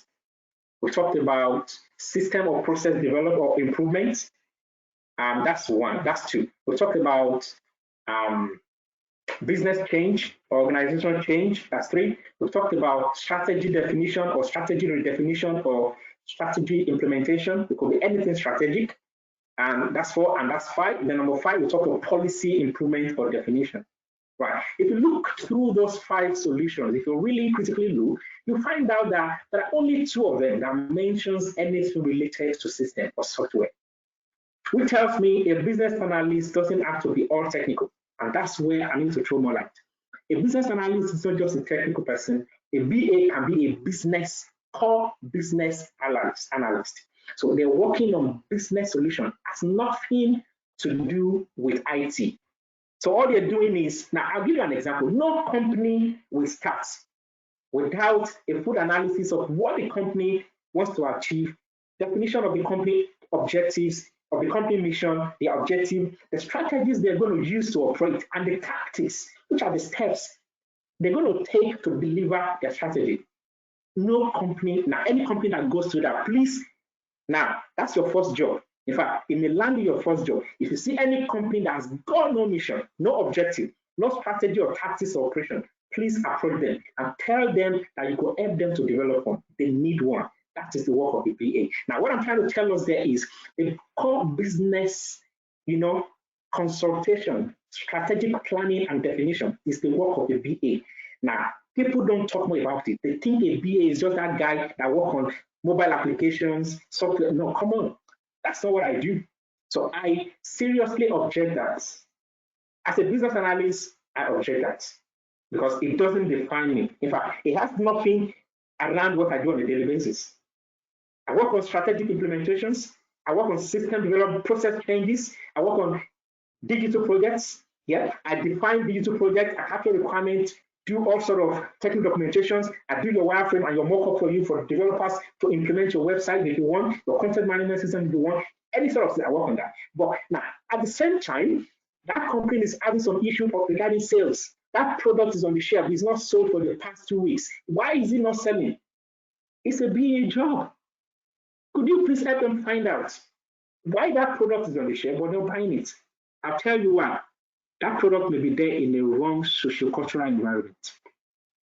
Now, that's one. I'm just saying, I might be wrong. That product may be there.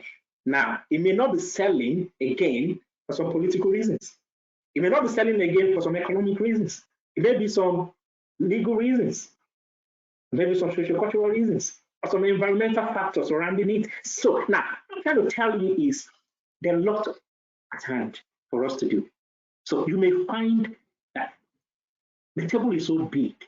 There's a lot of money on the table. It's a buffet. Your piece is there.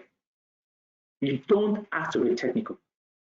Now, I can boldly tell you this. It's what I do. I can help you to achieve it. I'm going to mention some techniques. I won't take more of your time. It's just throwing a light. I'm not giving you everything you need, but I'm throwing light. And I believe it's making sense. Yeah, we're going to have more sessions after this. Yeah, by popular demand if you want. But all I want to do is get something into you to go and think about. And you come back to me. Now, I'll mention some techniques and I'll see if you've heard it before and what they're used for. Have you heard SWOT analysis before? Raise your hand, please. Let me just see how many people. You've heard of SWOT analysis? Raise your hand, please. Okay. Yeah, well, a few people, well, quite a lot. That's fine. Now, I don't know if you've done it, you might have used it before. Now, SWOT analysis is a common, that means strength, weakness, opportunities, and threats. Yeah, okay, business. Any business that rolls out, sorry to say, if they roll out without understanding these four categories of their business, that 2x2 grid analysis, that's been done by a business analyst. If they've rolled out or started a business without knowing what your strengths are, what your weaknesses are, your opportunities or threats, or sometimes you're having an issue within your business, and SWOT analysis could help you to identify where the problem is coming out from, or what you need to do to make a change to your business. That's what analysis is, a technique, but there are a lot of techniques rolled under that SWOT analysis. I'll be very fast on this day. So now, all I'm going through are techniques. Now, don't forget I mentioned BA job is about tools and techniques. Now, SWOT analysis is one of the things that must be in your tool bag in case you may not need it. I'll give you an example. You're a digital business analyst. You work on IT projects. All you do is softwares and mobile applications. You may not need SWOT analysis forever. But now what I'm trying to say is, does it mean you are the only BA? No, there are BAs that does this. There are BAs that all they do is defining business strategies, helping business to start, helping business to grow, helping business to maintain, to sustain their growth, helping business to sustain, their cash flow. Different things. Business has all sort of needs. They're all BAs. Now, you're not a full BA. Sorry, I'm going to say it. Yeah, it coming direct from me, because I say it a lot of time. You're not a full BA if you can't do all. I build BAs that can do everything, not in a day, but I build BAs that are technical today, but are aspiring to be perfect enough. I'm a perfect, full-rounded BA. I know what I'm talking about. Now, but because there's a lot of people that they're doing business analysis training, and all they're doing is mobile app. I'll be like, what? Are you serious? So you've done that training, and all you're coming back with is a mobile application. What makes now? Don't get me wrong, you're a BA, but sorry, you have limitation. The limitation you have is there are industries that can't even think of hiring you. All you can do is mobile apps. Then now where you're targeting is just industries or companies that does mobile application. That's all. So you're streamlined yourself. Now, don't get me wrong, that's a good way to start. That's how you can start, but don't stop there.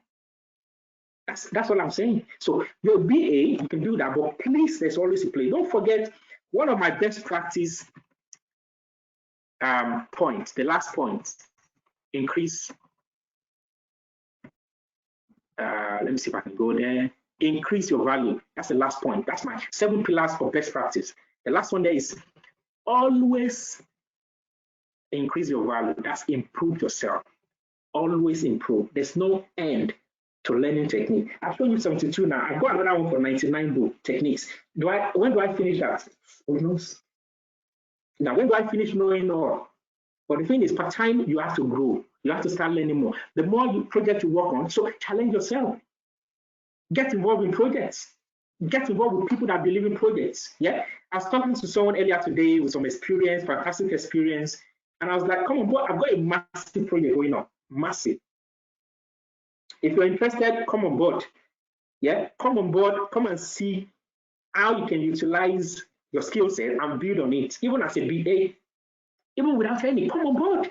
Come on, let's work together. Let's build this.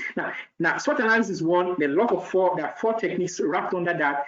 Cost benefits analysis is a technique. Interviewing is a technique. Now, you do interview. If you like it or not, you do interview almost every day. Some people every hour they interview people. Some people every week they interview. Some people it's the normal thing they do. Now, how do I know? You can call your friend and talk for 30 minutes. It's a good skill set you have, sir. I'm telling you.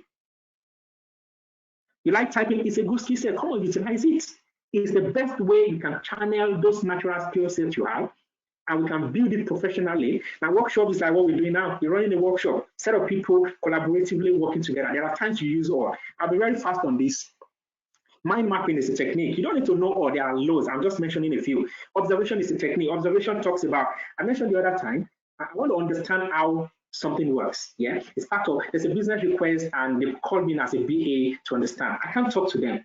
Now, I'll give you an example. It's a manufacturing company. They're having some issue with their processes, or they're thinking the process should be streamlined. It's too long from beginning to the end of that process. And I need to sort of understand how to run. I can't call them and say, how do you run that product? How do you create that tissue? Or you put paper in the pulp, you mix it with water and chemical. Now, it's not good.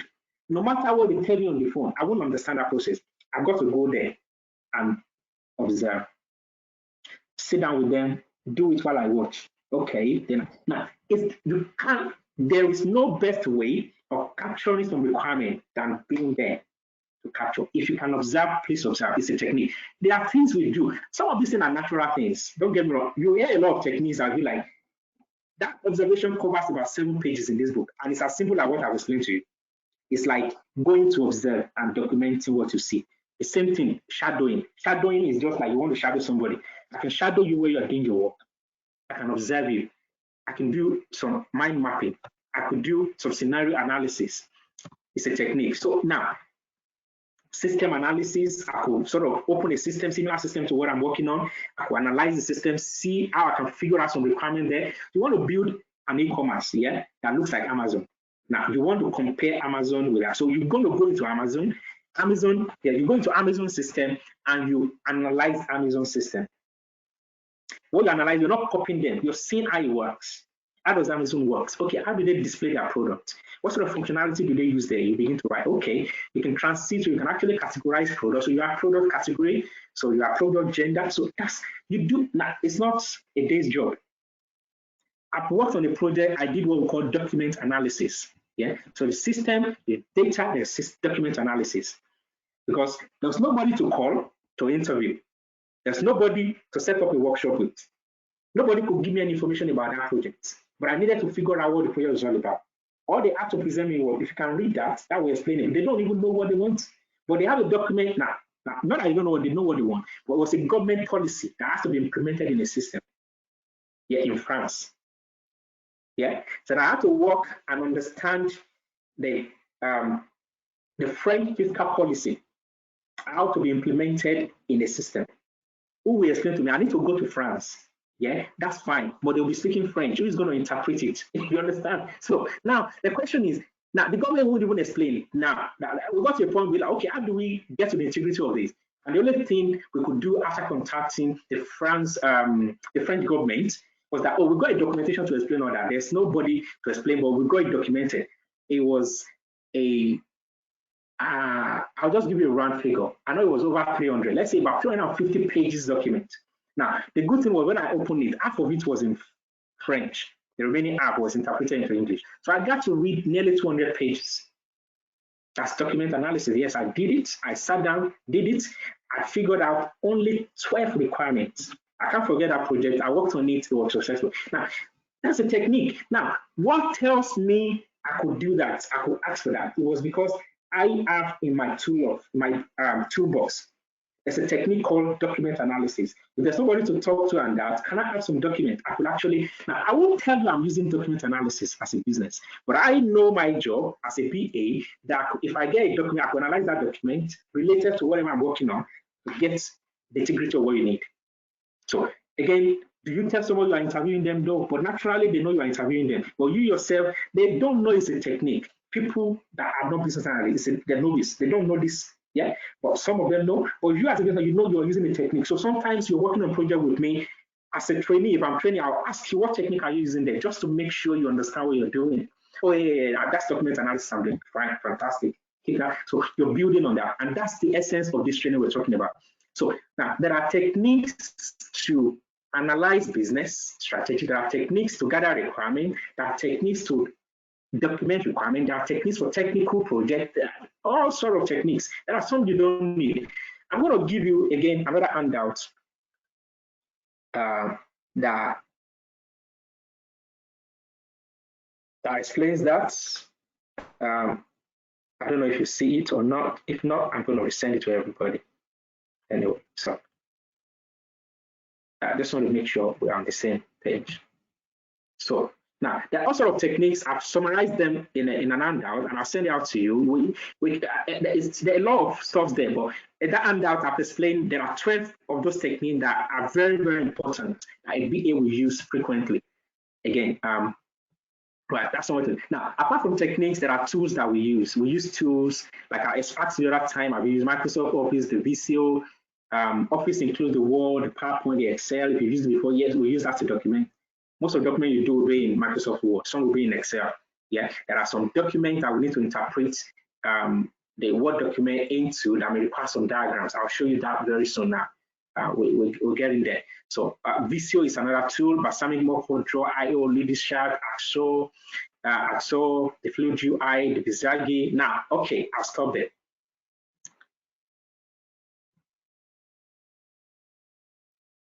Okay, good. See that? Let me start from the first one. So from the first one, this set of tools up onto SWOT analysis there.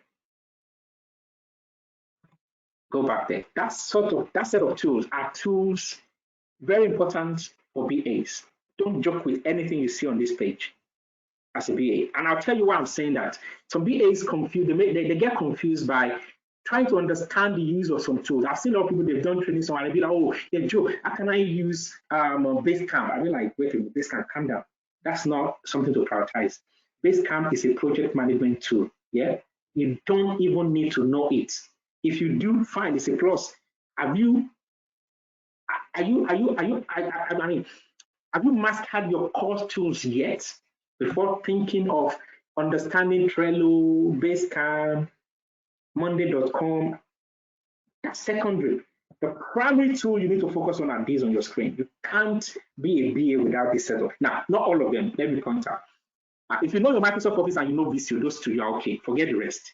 I have a reason for saying that. I'm going to show you later. Because VCO has a lot of things embedded in it. What Balsamiq does, what Draw.io does, what Leadership does, what AXO does, what Fluid UI does, all those are listed. 1, 2, 3, 4, 5. They are all in VCO. So you know VCO, you know like 10. So know all Microsoft suites like the Word document and VCO to done. You're fine as a BA. I'm telling you that. Know your techniques, know VCO, know Office. Then now I can teach you that. Then I'll give you some project to work on. And I'm not guaranteeing you, but I can tell you in 3 months your story will change. That's the truth. You begin to talk differently. Now people will think you've been a BA for a time, but your language will just change. Some terminology will be coming out of your mouth. The way you approach things will be different. But some more Draw.io and all that, they are all UI, sort of some graphical representation document tools. Yeah, I'll show you very soon, like VCO as well. Now, the Microsoft is our Word documentation tools like typing and all that.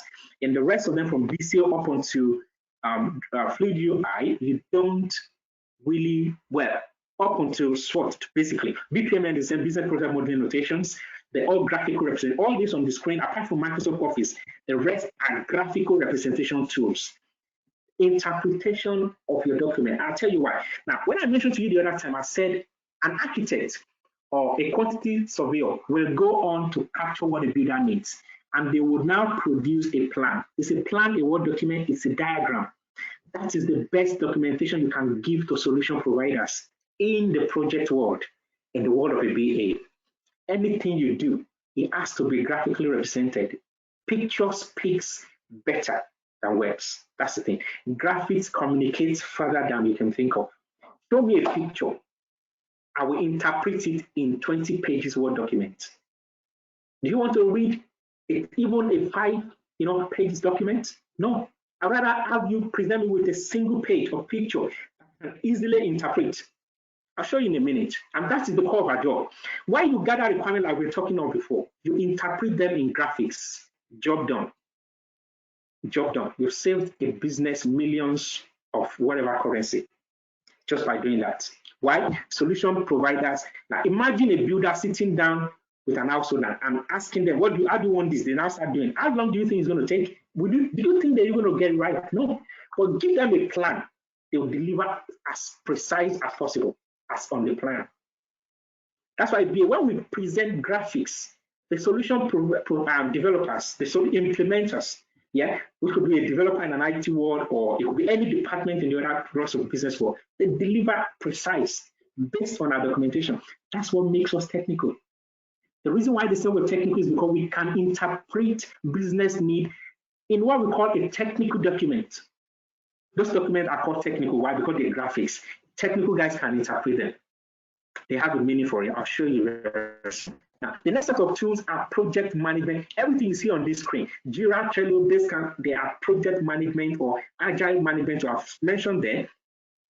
Project management for project collaboration tools. Basically, that's what it is. It's a platform where you can put documents. Everybody can see the document. You can read it. You can put tasks. Wherever you see your task, you do your task. It tracks all that. So it shows that's in progress, that's done. That's all this is meant for. So, which means you can't even tell which one you're mentioning. I didn't even put SharePoint here, which is what I use. So, if you get to that organization, it doesn't matter what they have. That's what you're going to use. But you got to request for this yourself. They must have this page. They must have a Microsoft DC or a Balsamiq or UI or Fluid UI. They must have it. That is what you need to deliver the core of your job. That one, they cannot have any. It doesn't matter. They may not even have any of this. They may not have that Jira. They may have something else. It's a project management tool. They have online projects with a bot from somebody. It's just to track the progress of tasks and projects. It's not the core skill requirement of a BA. The core skill requirement of a BA is to be able to deliver your deliverables in form of document. What tool do you use to do that? They are here. That first page.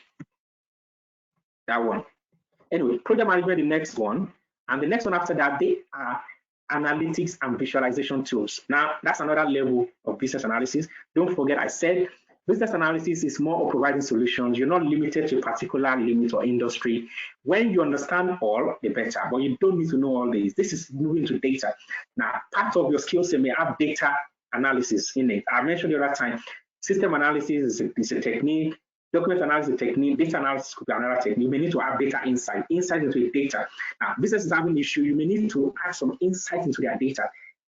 Now, data is the crude oil of this generation. Take it or you leave it. If you are data oriented, I can tell you there's a big, big career future for you anywhere you are. Anywhere you are. The biggest skill set I have, I'll confess to you, it's not the business analysis skill set. It's not the project management skill set. The biggest. Now, there's recently one of my top sort of directors said to me, he said, you got a sellable, that's the way he call it. He said, you got a sellable skill set. And that's it. Now, you need to have a sellable skill set that will distinguish you. Now, it's another level we could move to. I'll be more than happy to throw more light, but these are, you could talk of the basics of even SQL. That's why I put day 3 of this session is to throw more light into that. It's as simple as, how could you just fetch out data from it? Simple, don't worry too much. Anybody can do it, I'll tell you that. If I tell you the syntax and you cram it, jump on any database, you will do it. Tell an high school student, they will do it. I'm telling you, that's how. Now, you're not going too deep into it. Just know the basics. You don't need to know core of business intelligence if you're not interested. But just know the basic of how to just fetch data out. It could just be the one to distinguish you. Anyway, that's the first category of tools. And the last category, they are collaborative tools. In the world of nowadays, with COVID-19 out, people are working from home, where in the part of the world I am and all over, and these are tools that are very useful now. Now, people didn't know it before, and I've been using it for years. Anybody that knows me, they know me with Google Drive. Anybody that knows me with Google Hangout. If you've known me, you know me with collaborative tools. Seriously, as it comes out, I know it. I want to try it out. Yeah, people on the platform now, there are people, some people on the platform that could testify to that. You know me with that. So I tell people about, these are things, I'm coming, share it on G Drive. Anybody can see, you can collaboratively work together on Google Drive. It's all over. So these are collaborative tools. Now, again, is it a must? No. The must is the first page to deliver your deliverables. The rest, please build on it. No one or two of them. And that is one of the things we're delivering in this particular training session, and we're ongoing after today. Anyway, so now, what sort of roles can I apply for? Then I'll jump into practicals. Yeah, what sort of roles can I apply for? Roles you can apply for: business analyst, ITBA, technical BA. I mentioned before, they are sort of, now the floor is open. You could be called a BA, an ITBA, technical BA, digital business analyst, a business process analyst, a business system analyst. Now, I'll tell you the simplest. Now, when I train people, I teach you from the basics. When you understand the basics, you could easily step in without even know more. And as you could be a process analyst. You could easily be a process analyst without stressing yourself. And that's the easiest way of coming in. And I can tell you that it depends on how quickly you learn. A month or two, you don't. I'm telling you, you just need to start practicing. And that's the easiest way. Now, is it listed here? Is there? That's it there. Now, I didn't figure this out. That's why I put the source. Go and check it. bridgingthegap.com. That's where it's, I didn't make it up. And it's got all the jobs available, roles available for a BA, depending on your level of experience. The simpler level, from my own point of view, I categorize it. If you come on my full sort of training, I'll tell you, and which is easy. People that have been there tonight, a couple of them are going to speak later, very soon. Process analyst, easy for you to jump onto, easy. And you could work your way from process analyst to a business, you're more or less the same as a business process analyst to become a BA. You could gain some technical experience to become an ITBA. If you have one before, you could easily become ITBA. You don't need to be ITBA. You could still function in that industry you're working in. You could function in those industries you worked with before, and use that to as a stepping stone to sort of build yourself up. So now, wherever you worked, it may not be exactly what you've done there, but things you worked with, that industry will add a value to you one way or the other. You may not really know, but I can help you to identify that. There are a lot of roles I've listed there. Like I say, if you need the slide, just get in touch with me later. That's not an issue. I will do that. A lot of roles you need to look out for, but again, I've mentioned some stuff before, and I've mentioned to you some techniques. Part of the techniques that works out your SWOT analysis, your technique number one, are you going to find in, well, as a BA, from the business point of view of a BA, is a textile analysis. You read it before, your political, economic, social, cultural, technology, and legal factors. I'll quickly throw a light on that before I move into the other side. Now, what all this technique does is they are needed. Just like I said, they are tools. You need them at one point or the other.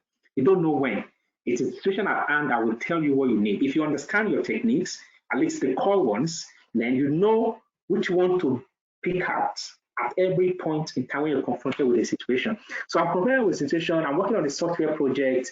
Okay, I need to gather a requirement, I need to identify my stakeholders. So I need my stakeholder analysis first. I'll analyze my stakeholders, know who I need to talk to, how do I contact them, do I get through to them on email, do I call them? Is it somebody I could even see physically, maybe on the same location with me? Oh yeah, it's not there, it's in Asia, somewhere in India. Okay, that I can't see them, so I need to Skype them. Are they available on Skype? No. Okay, can I email them? Yes. Okay. Maybe you could use Microsoft Teams, all these collaborative tools I showed you. That's the work of all those tools. Now, then you need to understand the stakeholder, how you can contact them, best time to contact. That's your plan, communication plan, past stakeholder.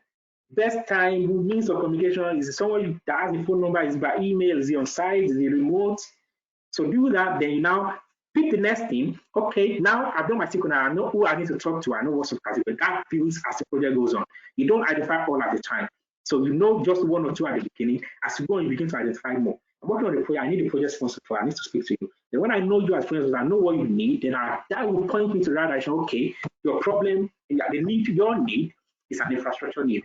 Yeah, infrastructure department will help with that. I need to identify, that's my next stakeholder now. Who is the head of the infrastructure? I talk to them. Okay, customer service have an issue. That's the issue they have. I've spoken with them. This is what they need.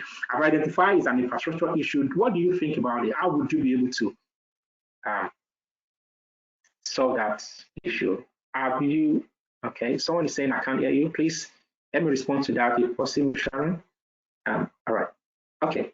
So, like I was saying, so that points me to the right direction. Then I identify the infrastructure lead. Then I start to infrastructure. This is what the business need. Okay, right. Okay, yeah. Actually, we have similar system. We can actually help them. Now I'm throwing a solution out quickly. All right. So what does the system does? Okay, it does this and this and that. Okay, and I'll go back to the business. Actually, I've spoken to the infrastructure team. They have a similar system. This is what it does. Do you think that will meet your need? Okay, we can start. We can just do a POC, proof of concept. Let's see if it works. So give them the system, let them try for like a way. Proof of concept is like an initial stage of sort of reviewing or previewing a system, testing if it can work. As a proof of concept, we want to try if it can work, basically. Like a pre-project phase, basically. Oh yeah, it works fine, but we need this and this and this to change. I'll go, okay, it's worked fine for them, but they still have these listed issues. Oh yeah, that's not an issue, that's going to be development. Development can do this and this and that. I go over, I define another stakeholder. I need to still development team. I go back to development team. Now, right, I've been solving this issue for the customer service. This is what we've done so far. Infrastructure is done there. The development will say, okay, yeah, that's fine. We can pick it up. It's something we could do, but it's going to take, it's a big piece of work. We can't deliver it now. We got a lot of work on our hand at the moment. It's like a 3 months work, basically, and I'm going to need some resources. I don't have, that's required, development lead. Okay, so do you think, so I'm trying to estimate, now at that point, it's deliverable, but I'm figuring out, I'm trying to get some estimates out of that solution. Yeah, out of that developer or the lead developer lead, what the estimate in terms of how many resources will it take, how long will it take them, so that I can go back to this and now. I'm walking through the process. Eventually, that will come up to be, oh, it's going to be big, it's going to take up to 3-4 months, it's going to cost us this amount. Now, okay, at that point, I need to do some impact analysis. That's part of my technique. There are a lot of sort of stuff. Now, because the thing you got to think, if they change that, does it affect any other side of the business? Okay, it's going to touch that system, Okay, what's the impact? And if you do that, it touches the marketing and sales. Okay, what does it do? Does it affect the operation of the business? If it's going to, yeah, no, we can't go there. So it may be, impact of that change will mean it's going to impact the business. Business will have to shut down for like 2 days because business can't afford to shut down for 2 days because it's going to impact sales and blah, blah, blah. So we can go back to customer service to say, no, sorry, we can't deliver that now. Could you please make do with what you have now, but we find the right time to deliver that. There's a lot of things we could do as a BA. You could see how you're moving from one point to the other. It's a cross-functional responsibility. It's a cross-functional role. Now, that's just one scenario. There are various scenarios. A business is starting up. They need to figure out the impact of, now, okay, there's a time someone approached me, wanted to start a business, wanted to open like an African restaurant. We're in a very small town like that. And I was like, okay, that's cool. Okay, how do we start? Okay, fine. Okay, you know what? Do you have Africans living there? I had a few people, I think they were like, well, don't go around to operation. Okay. I think the first thing we should do there is best technique. Okay, right. I'll run a survey. Fine, fantastic. Survey questionnaire is a technique. As a BA, I thought, fine. Could you please run a survey and say 5-10 questions, target the right audience, right age. Don't target the 10-year-old. The parent will decide, target the right age of people that have responsibilities that could make decisions, yeah, for themselves. Put the age gap, they ask them, are you male? Yes, I'm male. What age are you? Da, da, da. What ethnic are you? This. Would you buy a bowl of rice for $5? Yes or no?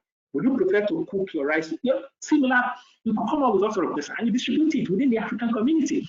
Now, 70% of the survey came back as, sorry, I'd rather cook with $5 myself because it will feed my family than to buy a bowl of it's funny. Now, I'm going to give you an example. The guy will have gone ahead and invest a lot of money into that. All we deployed was a simple technique, questionnaire survey. Wrote out the survey, target the right audience. They came back with what they will expect. And you have to respond. That's the work of a BA. A BA will implement the right technique for you. That's just as a scenario. A scenario is a business is starting up. You want to open an African restaurant. Okay, you want to start a business now where there is some technological issues or political issues going on. Now, as a BA, I'll tell you, personal analysis will work for me. Now, any business you're starting, please, from today, any business you're starting, anybody starting business, please run them through all these techniques, especially this area. What political impacts Now, what impact will political factor have on that business? Not now, mid-term or long-term. What impact will an economic factor have on the business? Social-cultural factor, is the business in the right environment that it should be? Someone is saying that product is not selling. Are you in the right place? You're selling a Chinese rice in a Nigerian community. You must be joking. You must be a joker. Have you considered your social-cultural factor on your product, on your business? Stock the rights based on the social-cultural, the demographical concept of the area, factor of the area. You got to consider the people before you do something. Now, that's too simple, but those are some of the little things that we don't consider as being a job, or a lot of people don't, but I do, please. Yeah. Legal factor impact on the business. You have a business, you're starting a new project. There's any legal implication in your country? Does it affect your business? Don't just start something like a novice. Check all these factors. Now, when I mean legal factor, are you a lawyer? No, but there are documents. That's your research or visibility study skill set. Go back and check in that country where you are before any business starts and they involve you, before they roll out that project. Is there any legal implication? Any legal factor against that? Some people do something, they don't even check it, they just do blindly. And there'll be legal implication rolling back after the whole refer. Oh, you're not supposed to do that. You need to check, oh yeah, we didn't know. Why would you know? You didn't involve a VA. Or why would you know a VA didn't do their job well? You should check all these factors. So tested analysis is very crucial to any business, not on the IT projects, sorry. So that's what I was saying. Portal 5 talks about quite a lot of things. Starting a business, is it a business that is easy for people to start? We'll go through that in detail later. You're starting a business, so internal capabilities. Now, okay. Now, the first thing I mentioned, that external capability, you don't have any influence on them. Business doesn't have any influence on them, right? Pestle analysis, as the political, economic, social, cultural, technical, and legal, is you can't influence it. They don't have any influence on it. It's an external factor. You can't change it. The policies are in place. The policies are in place anyway. You have to align yourself with the policy. So it's not something the business will influence. Same thing with Portal 5. It's an external implication, external factor on the business. Yeah. Now, but the internal capabilities talks about things you could influence. You could influence yourself. That's your mission, your objective, strategy, and tactics. Every business must have one. Now, apart from that, your resource audits, I think that should be somewhere. I'm going to jump fast. Your resource audit talks about you have a business. Do you have the right resources to implement? Do you have the right mix of resources? Some organizations have more managers than people to deliver. They have 20 BAs, but they have one project manager and 2 developers. What are 20 BAs doing? You understand? You've got to have them in the right mix. So all this needs to be, do you have the right technology? Do you have the right infrastructure? The right, the tangible resources and intangible. These are the contents we're going to be going through in full details. Just showing you resource audits, you've got to go through all that. And that takes me to most of the other techniques that I will need now. I've been talking of initially. Yeah. If you need more of this, then you get in touch with me. You need to get enrolled fully. Yeah. I really recommend that. There's a lot on the business side. So like I said, it's a buffet table, all sets. You can eat all you want, as much as you want. But all I know is there's a piece for everyone. A piece for everyone there. Right. I've mentioned what requirement is. Right. Someone wants to talk?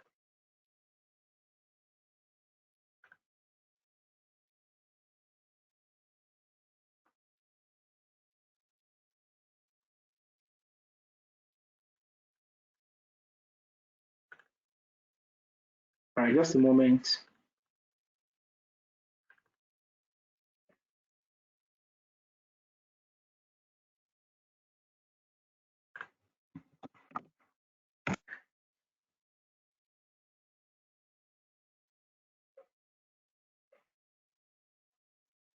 Right, sorry.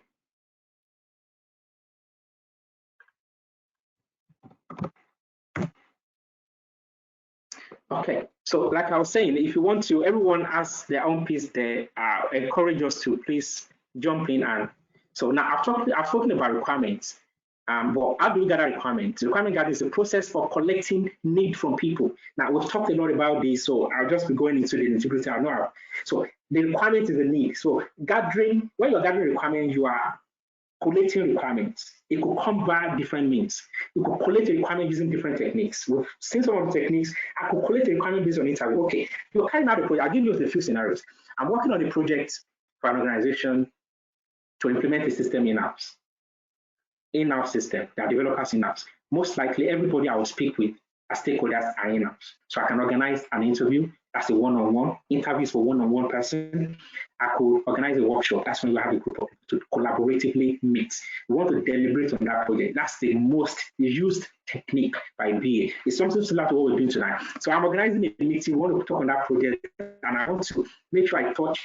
There's no point my project crosses over with the customer service, the sales, and the marketing department. Do I have to conduct 3 interviews? No. I just run a workshop, putting everybody in the same room. The sales department, lead, maybe one person, marketing department. Now, you should be able to identify the stakeholder. Again, that's the integrity of the training. If you jump straight in fully later, then you'll be able to get all that.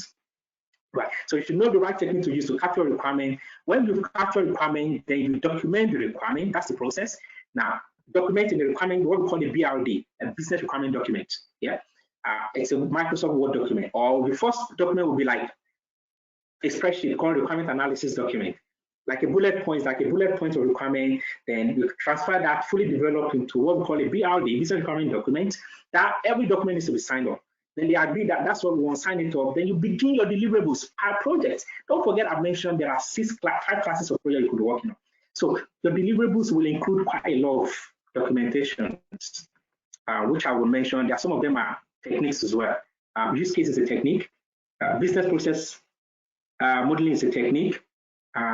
System analysis technique. So you could have a flow chart. You could have a use case diagram. You could have a flow chart. You could have a class diagram. You could have a what do you call it? BRD. That's a BRD. ERD, entity relationship diagram.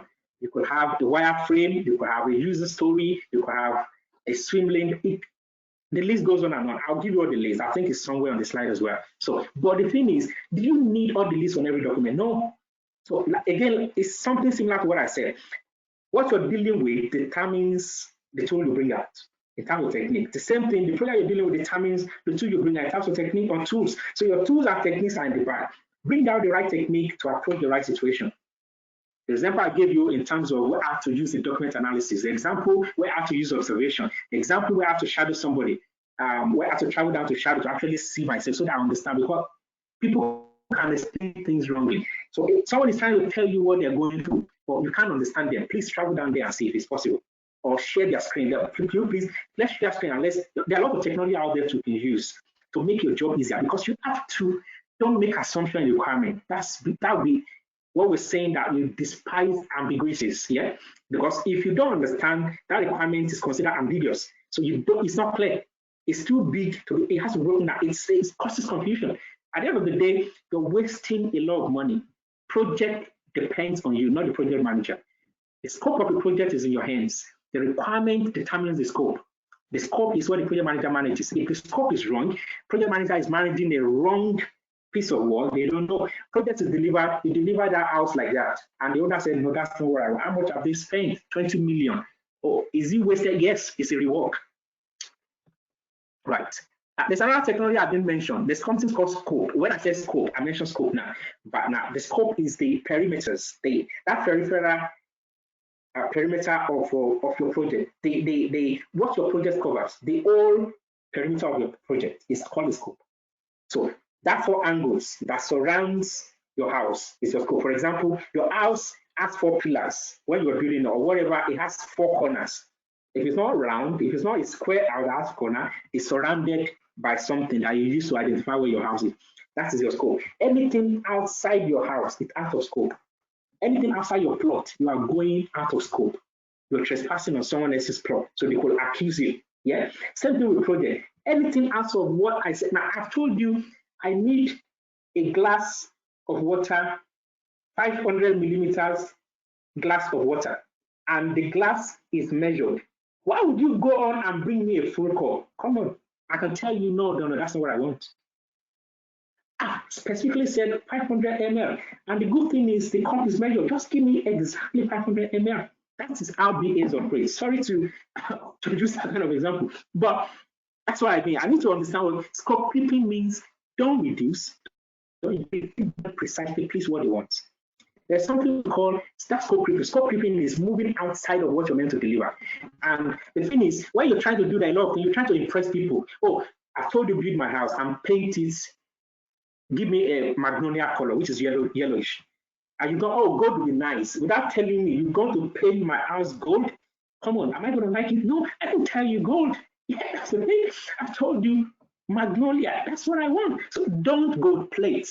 That's what we call gold plating, trying to impress. No, it's not allowed.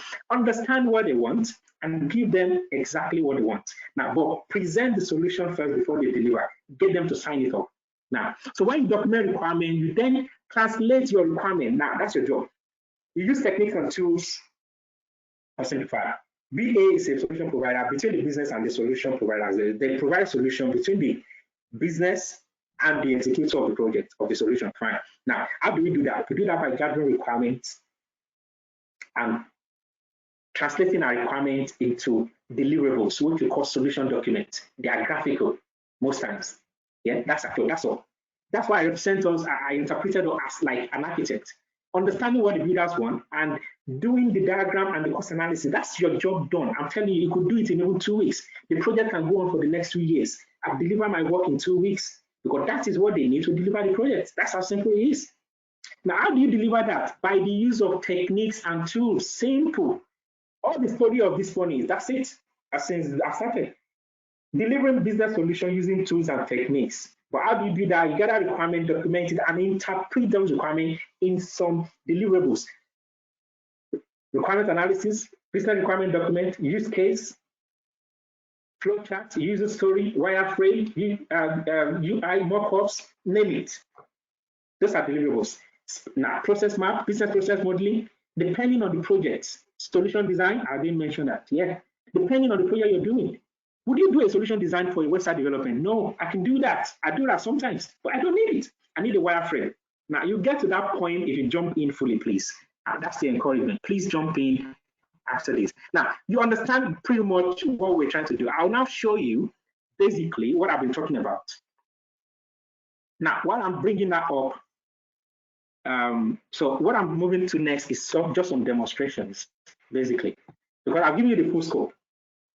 Yeah, of what you're going to learn basically, and everything outside that will be project management, which we'll deal with tomorrow. BA needs some project management, understand some basic project management methodology like Prince2, Agile. I don't want to deal with it twice, yeah, because I'm still going to mention it tomorrow. So I'll rather just leave that side, understand the full scope of the project, what project methodologies are, what is an Agile, what's the Scrum, what's the competition between Agile and Scrum, what the methodologies are, what's the involvement of BA in project management. What's the problem with BA with testers? There's a lot of situations around that. And then day 3, we're going to merge all together again to say, how does a BA have impact on BI? What can you learn from each other? That kind of, you understand? So that's the full scope. But for tonight, I'm going to be doing some demonstration for us based on the full scope. So I'll leave you with that to go think about it. Then you do some project management tomorrow. Then you decide what you want to do. Then you get across to us. We run quite a lot of interesting packages. I'll tell you, very interesting. There's a lot of ways you could come in, a lot you will come in.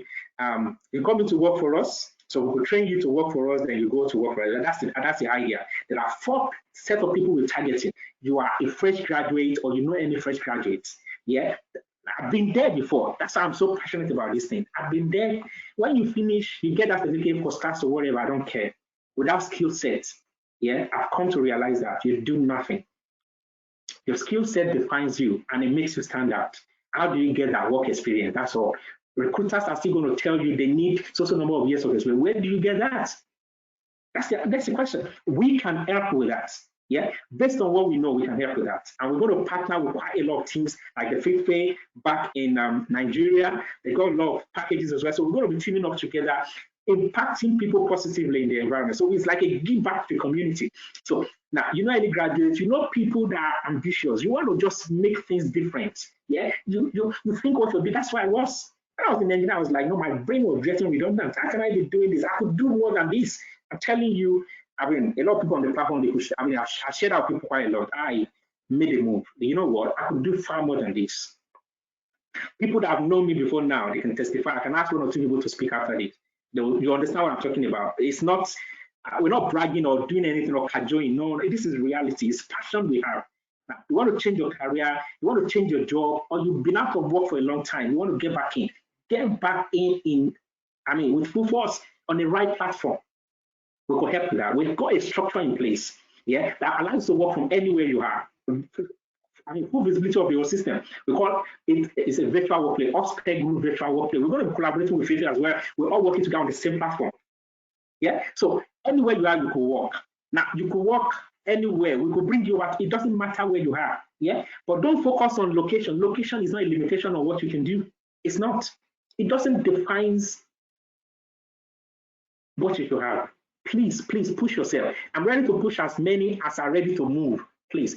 And that is the reason why I've, passionately put this session together. I'm going to have more of it to really make sure we are where we want to be. It's the best you can be ever is to do what you like to do. As for footballers, they enjoy what they're doing. Now, and that's what I wanted, and that is where I am now. Right, like I said, okay, quickly, 2 minutes each. I'm going to give 3 people opportunity to talk. Please, Sharon will be the first. I'm going to share your experience. Please, Sharon, you've been somewhere. We've rubbed minds together for a long time. And just 2-3 minutes, just share your experience with people while I'm pulling up some documents to run through and some practicals before we round up tonight's session. Sharon will be speaking. Okay. Yeah. Just before you, Sharon, I just want to prepare the other people ready. Isimeme, are you on the platform?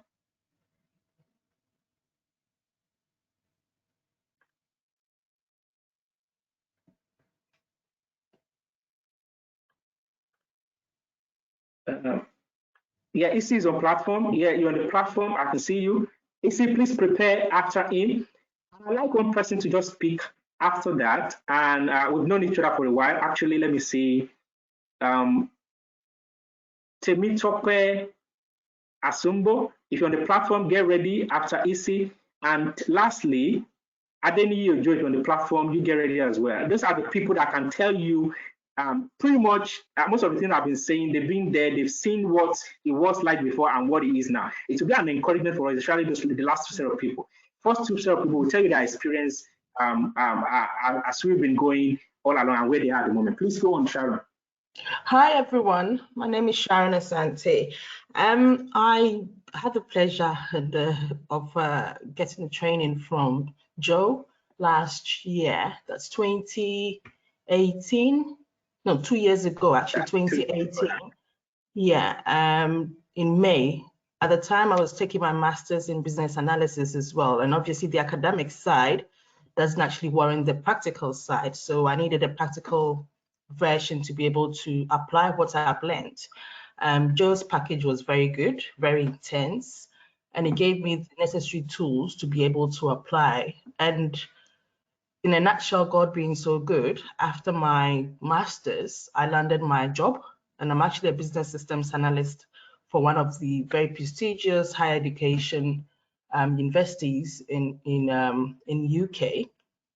I work in the IT department, and I've been there for well over 10 months now, and I've been involved in various projects. I'm actually working on a project that I am a PM stroke a BA at the same time on a new product for student experience.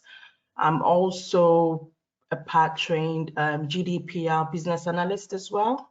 So in a nutshell, what I would actually encourage people is from what background that you came from. I came from a health background. I was a project coordinator in the health services, and it got to a point that I needed change. I needed to do something different to be able to put across what I had actually learned there to be able to move forward. So meeting Joe and going on the course with him was very beneficial. I mean, I would give you guys an example. He's not going to train you and leave you there. He's going to see you through till you get your job. Because after the training, he took us on voluntary basis to go on other projects that we worked on, and that actually encouraged me and polished my expertise and my experience. And then I learned a lot of tools and how to, as he said, conduct interviews, be able to run workshops. I didn't have a clue, but with the expertise and things that I got, I'm able to run workshop. And if I say running workshop, it's like with corporate people outside, being able to express myself, being able to carry myself and actually have the control over the workshops that I run. So whoever is out there that is willing to take on this opportunity, I'll say do not look back, but look forward. There is a lot you can learn. There's a lot you can gain out of it. And the experience is good. So thank you. Thank you very much, Sharon. Thank you. Is Isi there? Isi Meme? Isi, okay. When I'm waiting for Isi, can I ask Mr. Solomon? Ms. Solomon or Latunji? Are you there? Okay, not there yet. Okay. We're not going to wait for them to come back. Tope Azumbo. Temitope Asumbo. Okay, not there too. Right. Okay, can I have Adeniyi Ojo if you're there?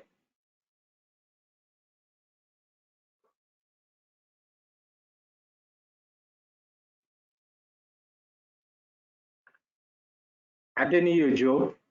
Yeah, how you doing, guys? Right. Hello. How Yeah. are you guys? What I would like to add to what I think Sharon said it all. You know, I'm a land surveyor, so I work in the construction industry, which is I mean has some things to do with project management as well. So I've known Joe for a while, and I've gotten myself involved in some of his training, and I can tell you, like Sharon did said, he never leaves you. You know, he sticks with you till you can stand alone. You know, so yeah, he's a guy that's been tested, and yeah, I can assure you, I mean, when you enroll with him, you won't regret it. Yeah.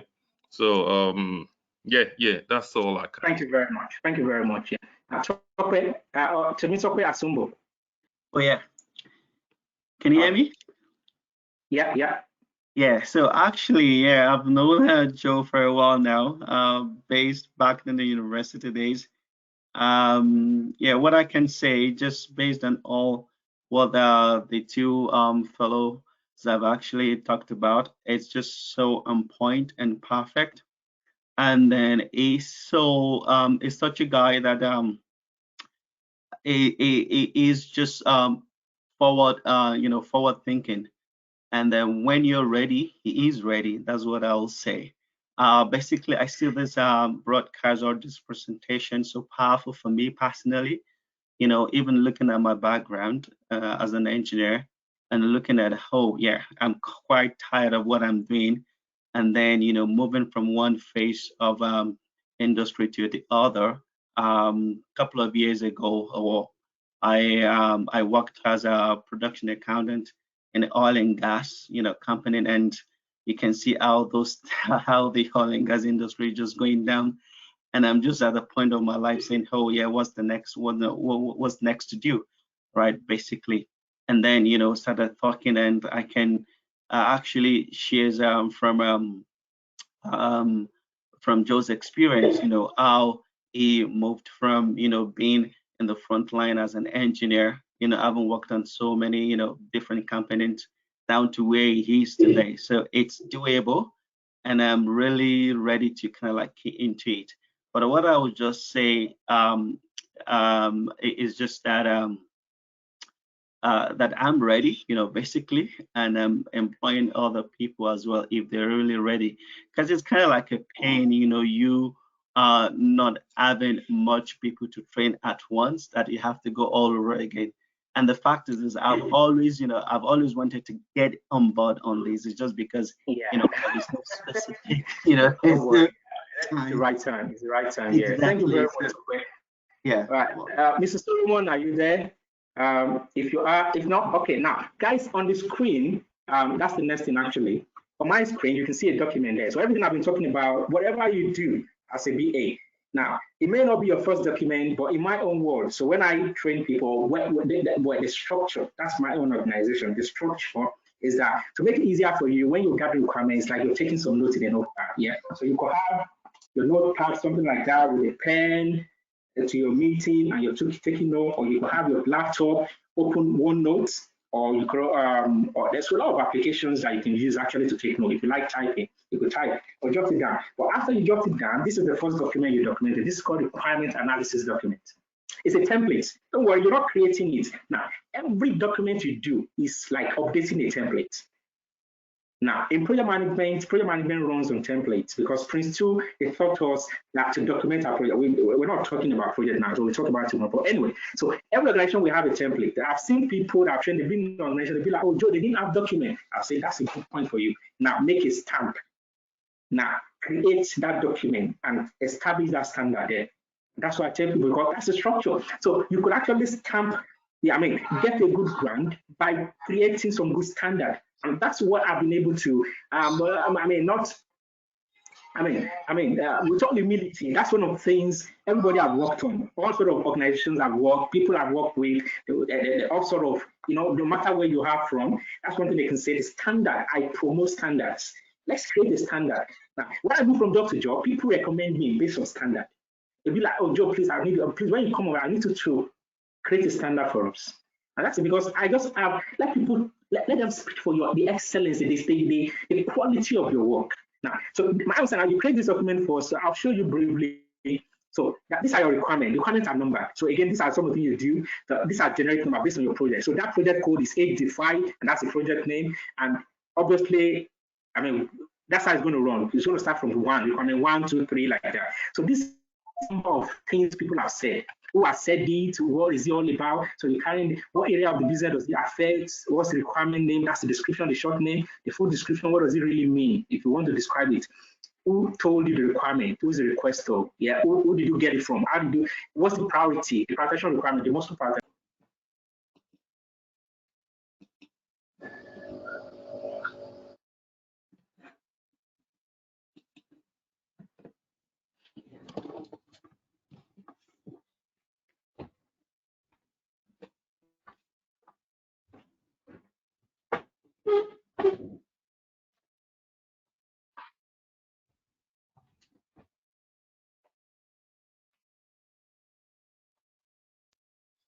Hello? Hello? Hello? Hello? Hello, can someone hear me? Yeah, we can hear you. Okay, can you hear me now? Yes. Yes, hear you. All right. Sorry about it.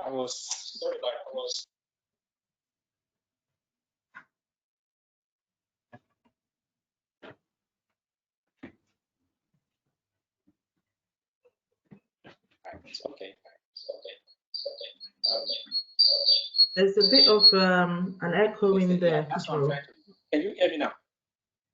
Yeah, we can hear you now. Can you hear me now? Yes.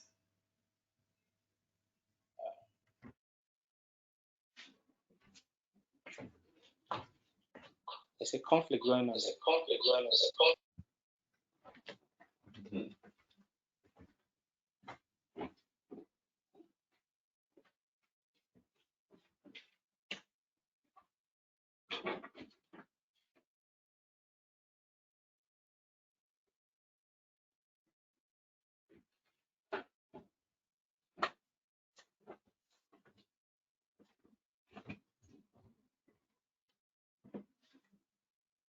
Hello, can you hear me now? Yes, we can, but you've still got the echo thing, something. Yeah. You've got an echo in the background. Is it better now? Yes, there is. All right. Let me just complete this document. I will try and resolve the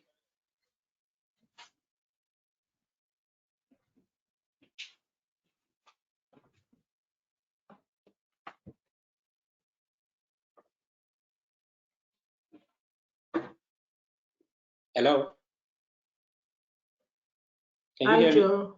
Yes. It's fine. Okay, all right.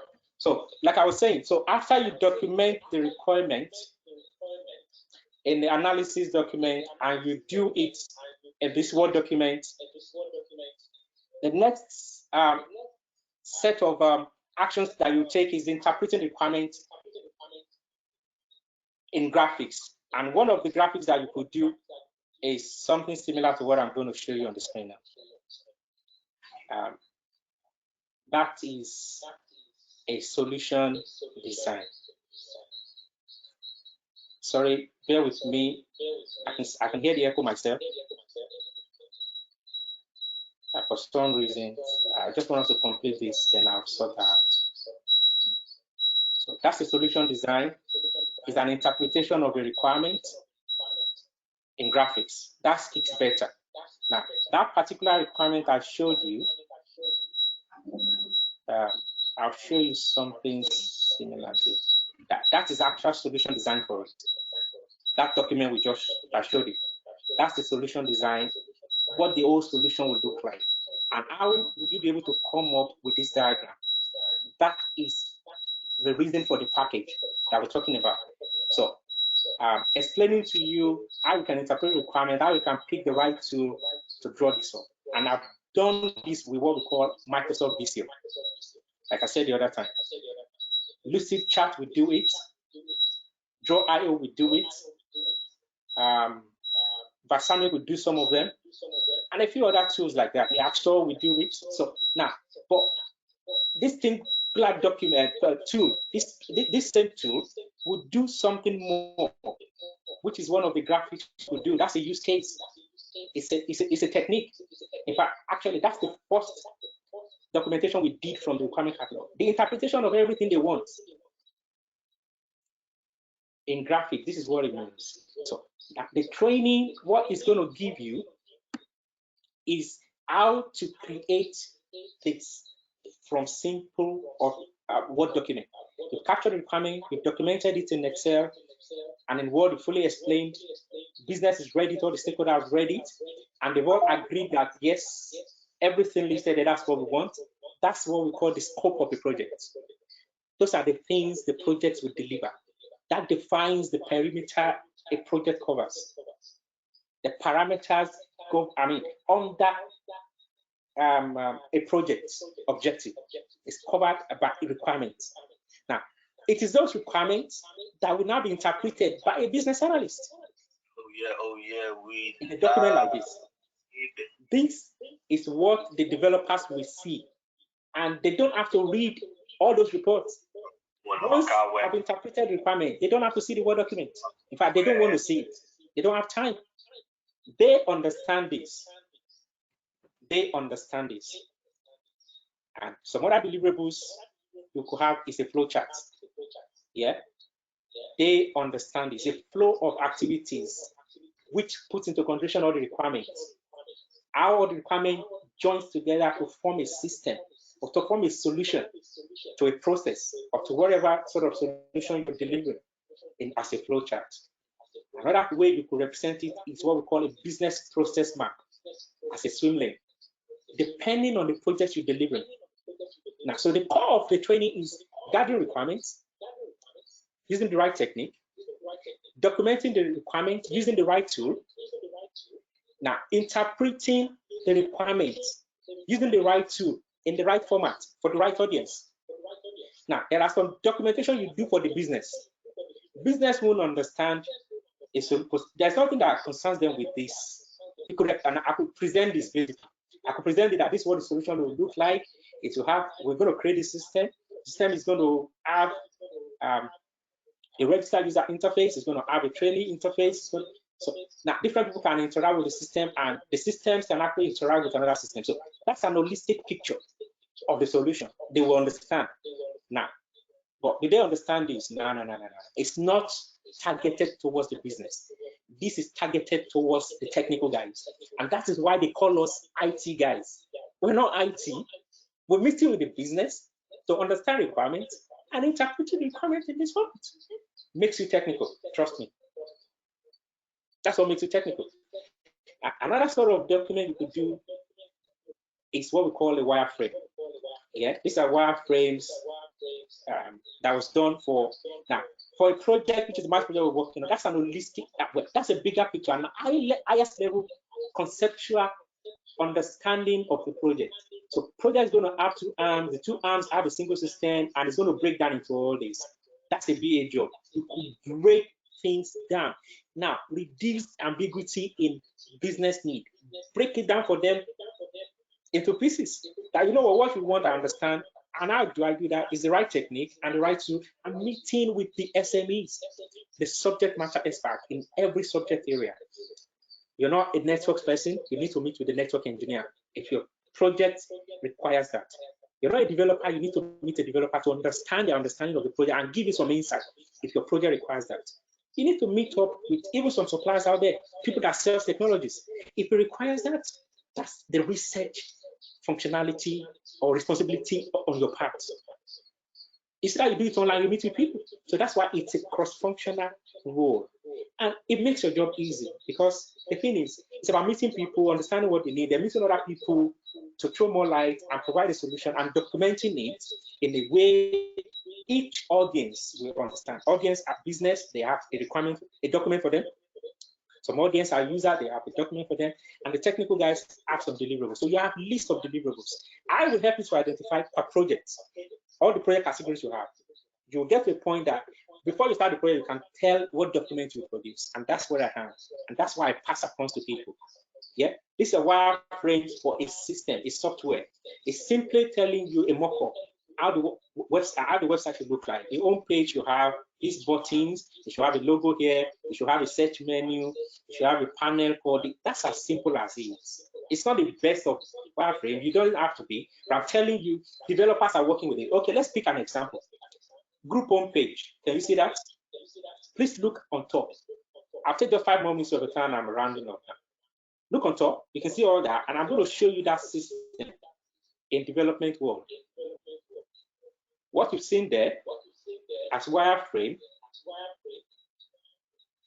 that is it in reality. Does it look similar a little bit? Yeah,